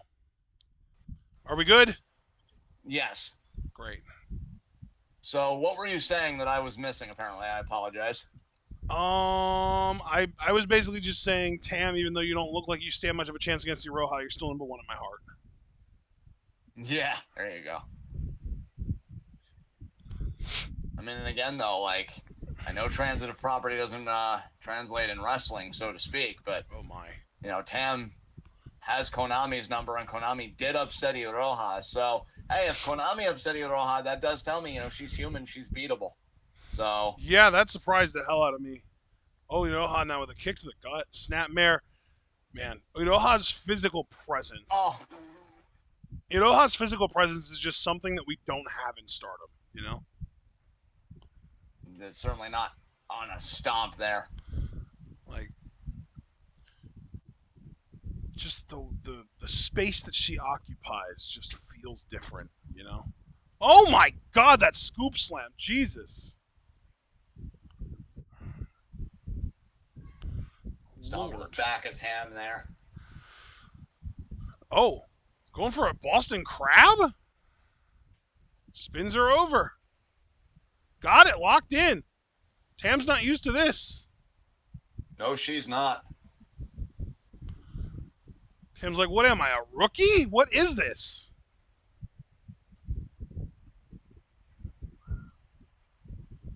Tam trying to get to the ropes here. I mean, to be fair, Iroha has been wrestling longer than Tam, even if she is, you know, new to Stardom this time around. She did start in Stardom and wrestled there for, I think, a year or two before leaving.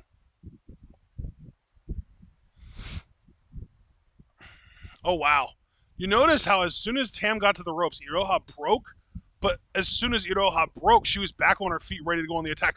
That snap suplex! What? I've been saying it over and over, dude. That snap suplex does justice to Dynamite Kid, Benoit, and everybody else that's ever done a snap suplex with any kind of passion or purpose in this. You know what? It's I'm going to say it amazing. right now. That's the best snap suplex I've ever seen a woman do. Yeah. Now what's Iroha thinking here? Maybe a sharpshooter? Maybe. Maybe even like an execution, like sideways style sharpshooter. Maybe. I think she might actually be Yeah, trying to turn her over, though. Yeah, she turned her over. There we go. Sasurigatame! Tam now in a lot of pain here. And Can't get over how good that snap she got suplex there. was. I know, dude. Holy shit. I've never seen that with women before, where it just is an actual snap. Like I've seen some fast suplexes done by women before. I mean, maybe not even in Stardom, but I feel like we've seen stuff like that with like Charlotte in WWE, where she'll do pretty fast suplexes sometimes, but never anything close to that. Never anything even close. Yeah, that was rough. I feel like Rhea Ripley has a pretty good suplex that's like pretty fast. But oh, look at that. Iroha eating guardrail. That's a big opening for Tam. Hey, that is huge for Tam. And there's a Violet shooting on the outside. That's huge. This is the kind of thing that Tam needed if she's going to have a shot at winning here. I completely agree with you. Back and now in the look ring. at the urgency. She gets back in the ring, Yes! climbs the ropes. She's going Damn. up top. She's going for big moves. This is what I mean when I say increase the entropy, man. Go for your big moves right out the gate. I love it. I love it. I think it just shows that Tam is registering who she's in the ring with. Yeah, I mean, we always talk about When someone comes off the top rope, oh, it's high risk. Oh, it's a high risk maneuver, whatever. The high risk maneuvers are the ones you want to be doing. The high risk, high reward, specifically maneuvers, are the ones that you want to be doing against the likes of someone like Takumi Iroha. Right. Because there is nobody on the Stardom roster that I would consider a favorite against Iroha.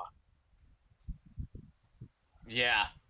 I would agree with you there. Iroha is just, God, she's a force. I mean, hell, Konami, in order for Konami to beat her, she didn't beat her convincingly. She caught her.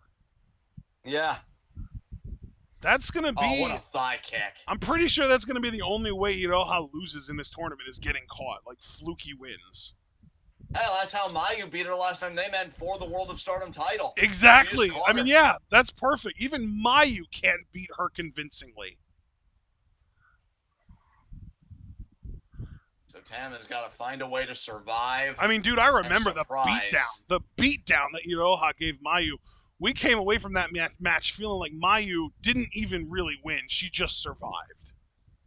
Exactly. That's the two words in any Iroha matchup if you're the opposition. Survive and surprise. If you can do both of those things, then you'll walk away with the win. But, oh my God. Tam, this is very unwise. This is very, very unwise. Why would you intentionally, voluntarily take kicks from Iroha? Oh, the spin kick! Jesus! Nice back elbow by Tam. Good job. Oh, but here comes Iroha. Duck elbow. And now Iroha off the ropes. Misses the spinning heel kick. Tam, Violet shooting! She got all of that one. I love it. I love that she has already done 2 Violet shootings in this match. That right there is the definition of high entropy shit. I love it. Tam now looking again to maybe get that German. Tiger, maybe? She is thinking Tiger. She's got the double chicken wing. No, hell no. Oh, victory roll. 1, 2. I could have believed that being the end of the match right there. Oh my God! Oh, Jesus. Tam, how many fingers am I holding up? She's going up top.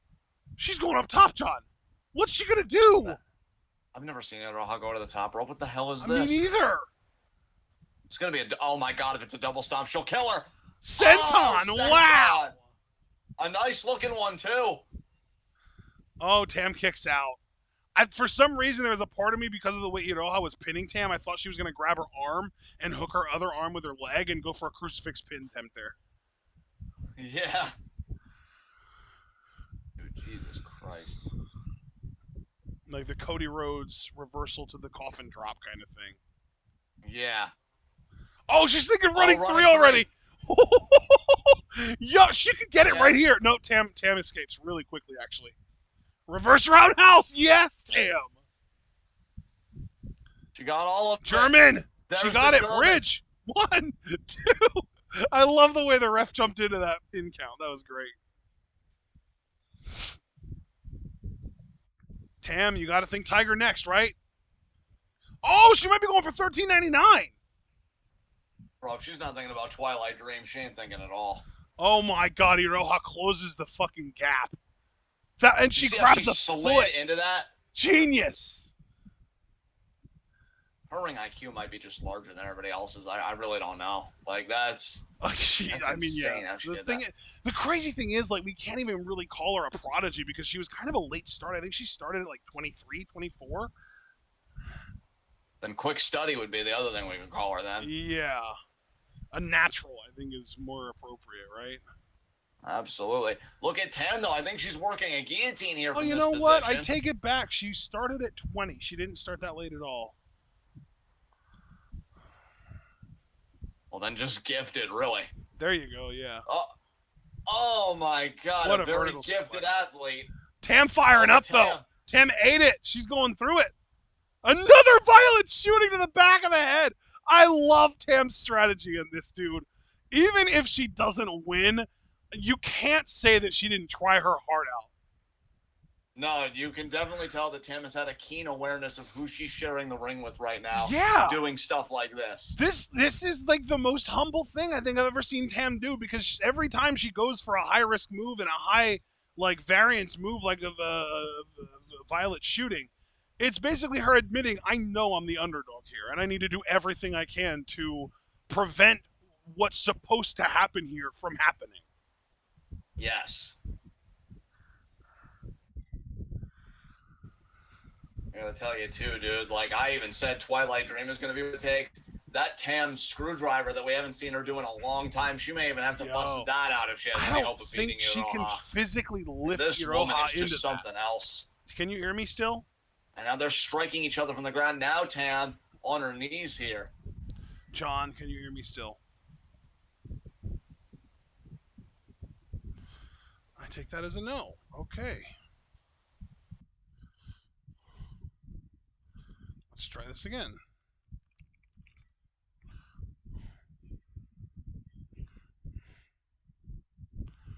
Oh my God. Jesus Christ, these forearms.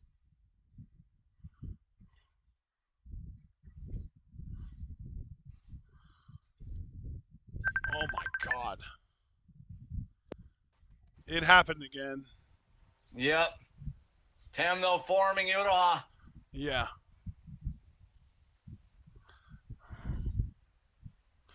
Oh.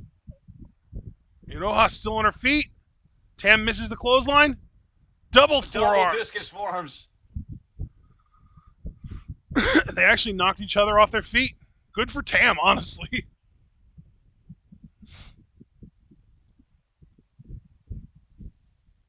You still there? Yep, I'm still here. Oh my Tam God. might not be though. Tam's on her feet, man. She's still up. Yeah, there's a difference between instinct and consciousness. Oh, missing the that little super kick from Tam. Roundhouse from Tam. Reverse roundhouse from Tam. Nice. Oh my God, Iroha. She got spun around and she collapsed.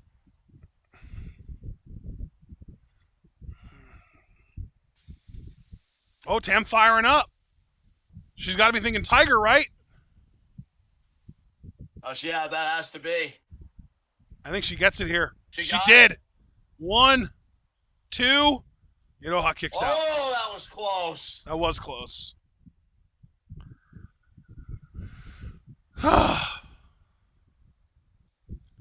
Go, Tam, go. Crowd's really into this, too. I love hearing how into this they are. And these two have been working. She's going for Twilight Dream.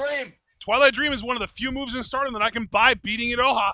And by the way, when you brought up the Violet Screwdriver, what I was saying that you didn't hear, I don't think Tam can physically lift Iroha up into that. You might have a point there. Oh, Iroha trying to fight out of this. We might get a ripcord move. No, never mind. Reverse. Oh, the spin kick. Okay. You have to wonder if Iroha scouted all of her opponents and she was going to be coming into this tournament late. Sleeper! Oh my God, the sleeper. Holy Jesus. shit. Bro, you know what match I really want that no one's thinking about right now? What's that? Iroha versus Jordan Grace. Ooh, that'd be interesting. Oh, body scissors. That's in deep. I hope Iroha isn't like these other women today where she just gives up on the submission. Let Tam work for it. Yeah, and Tam did. She got to the ropes. Good job, Tam. But that sleeper, that was one of the most legit sleepers I've seen from somebody not named Minoru Suzuki. Yeah. Holy crap. Oh my God. She's toying with her, dude. She was looking at the crowd as she kicked Tam's chest in. Oh my God, she caught her. Jesus Christ. Powerbomb. Oh my God. Oh, Tam reversed. 2. No. Jesus. I mean, I guess if... Oh, the cartwheel into the armbar. Oh, into a roll-up. No, Iroha reverses. 1, 2. Tam kicks out. I mean, if nothing else, the Stardom roster is showing that they're really fucking crafty, you know? Oh my God, that kick. The buzzsaw kick. Tam's firing up. Are you kidding me? A roundhouse super Oh, kick. Roundhouse again. Oh my god. 1, 2, and Tam kicks out. Jesus. They're crafty and they're resilient, if nothing else. Jesus. Iroha now. Gonna Oh pick my Tam god. up. Tam looks so out of it, dude. If Iroha goes for the running 3 here, I don't see Tam countering. I can't imagine. Unless she pulls a Mayu and goes into like some kind of a pinning combination. This doesn't even look like a problem. Now, No, this is it. Now it does. There it Oh, is. she got it. That's it. Jesus Christ. Takumi Iroha just Well, pinned the Wonder of Stardom champion. I'm just going to say it. We said that when Iroha came in, match of the year contenders would start being produced. That was a match of the year contender for me. I agree, that yeah. Was insane. Yeah, that was incredible. I mean, because you even said, dude, Tam willfully changed up her strategy. Yep. She came into this different. Iroha just has to literally be herself for her to do her part. That was incredible. Yeah. Yeah, we're in September. I know Stardom has had a few matches of the year contenders, I think, by this point. For sure. Wow. 14:54-2. You know what, too? That's another thing, because I love when Stardom matches, and we've said this all the time, they feel longer than they actually are, but in a good way, because I thought they were racing against the clock. They had a whole, 5 minutes left. Damn. Oh, no. Iroha's going to cut a promo. The white belt champion, I beat Tam Nakano. Yes, you did. And I really hope somebody else challenges her before you do, because I can't imagine her beating you. It's just my third match, but there are so many good wrestlers in Stardom in this tournament. Yeah, there are.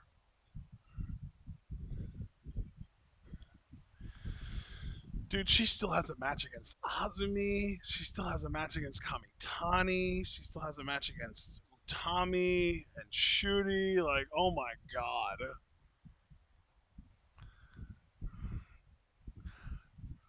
And thank you. And I know right now it's a difficult situation in Marvelous. I didn't know about that. Yeah, Marvelous had a COVID outbreak, I believe. In this tournament, I'll prove what I stand for and where I am headed. Yeah, man, it's crazy to think that Iroha has wrestled 3 matches and she's not undefeated. She lost to Konami. That's just wild.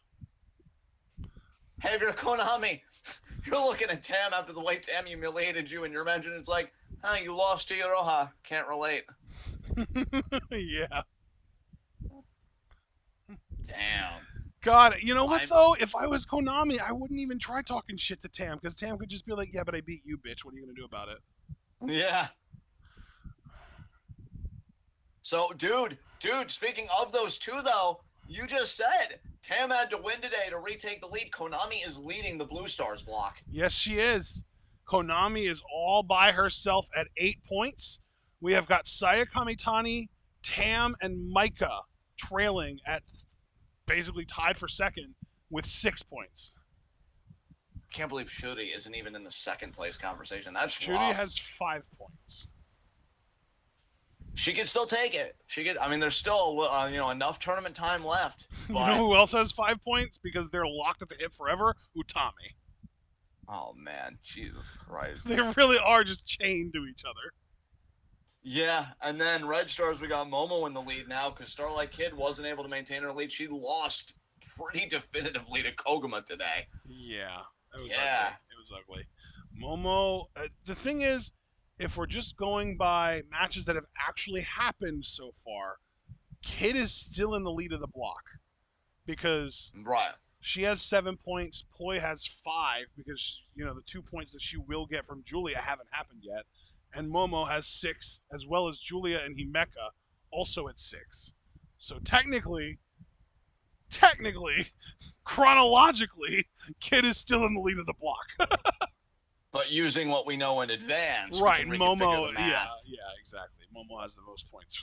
Although I will say, Momo, it's not going to happen with Julia, and I was really excited for that matchup because that very well could have been a block, final kind of determining matchup. Yeah.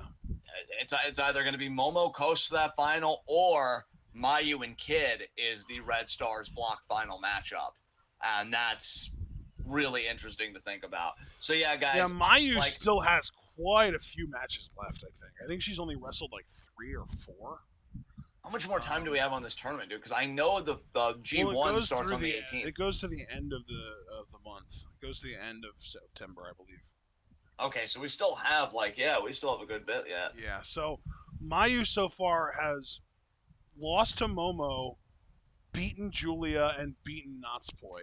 And that's it. Those are the only matches that she has wrestled so far. So she only has 3 matches in the books, meaning she has 6 left to wrestle just in the last 3 weeks of September. Yeah. That's I crazy. wonder if Mayu will ever be double booked like Momo was today, just to kind of, Probably, yeah. pad that out.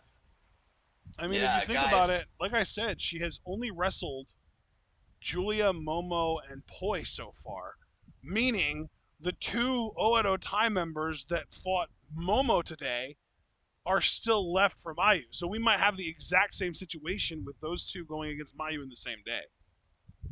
Yeah. I don't know, guys. Look, my heart breaks for Julia that she's out, especially because my whole tournament revolved around her. But I'd be lying if I said that things didn't get interesting in her absence as far as who's going to take the block, the Red Stars block that she was a part of. So yeah, I'm very curious who is going to seize the moment and really go to their 5-star Grand Prix final. And then ultimately now, because Julia is out of it, who's going to win the damn thing? Because, we both had Julia winning in our tournament, at least predictions. So who's going to emerge with that shot against Utami? I will be happily rooting for Momo to win while the entire time predicting Mayu to win. Hey, Mayu never got her rematch against Utami, whereas Momo poetically was Utami's first title defense. So, yeah. And again, I've counted Kid out in that equation. I wouldn't have if Poi was still high speed champion. I honestly would be really looking seriously at Kid, but I think her preoccupation is going to be just defending that title. And then I don't know, maybe Iroha will do it. Maybe Shuri will come back. But guys, I mean, these are all the questions that open up now because we know it's not, to paraphrase her saying, going to be Julia. So we'll have to see. But guys, for those of you that stay with us through all of our Twitwell content, we will see you tonight at 10 for our Friday Night SmackDown review in Madison Square Garden. Tonight's show is taking place. Pat McAfee back on commentary. And, of course, the big matchup, Edge versus Seth Rollins, the rematch. And you got to wonder if there are going to be any updates with Finn Balor and Roman Reigns as well. So we'll see. Be sure to like the video as you file out, subscribe, click the bell icon for notifications so you never get miss any of that Twitwell goodness. And I'm going to hand it over to Ashton to take us home. All right, ladies and gentlemen, we hope that you all enjoyed Stardom today. If you did, remember to like the video, subscribe to the channel like John said, and of course, you can click the bell. Follow us on Twitter and Twitch, and if you would like to support us, you can also subscribe on Twitch, buy our merch on Spring, donate to our Patreon, and share this channel and this video with all your wrestling fan friends, and let them in on the best-kept secrets in the YouTube and Twitch wrestling community, as well as the best-kept secret in the pro wrestling community, that being Stardom. We are TwitWow, and we are the workhorses of the YNTW season. We hope to see you all tonight for our SmackDown review. Our next bit of content will not be until Monday? No, Tuesday. Tuesday, our NXT review is actually the next bit of content that we'll be covering. So we hope to see you there as well. And then, next Wednesday we have 5-star reactions, and Thursday as well we have 5-star reactions planned. So we'll probably end up doing one of those earlier than we have currently planned, but we'll see. We hope to see you for all of them, though, and in order for that to happen, you're going to have to remember to stay tuned.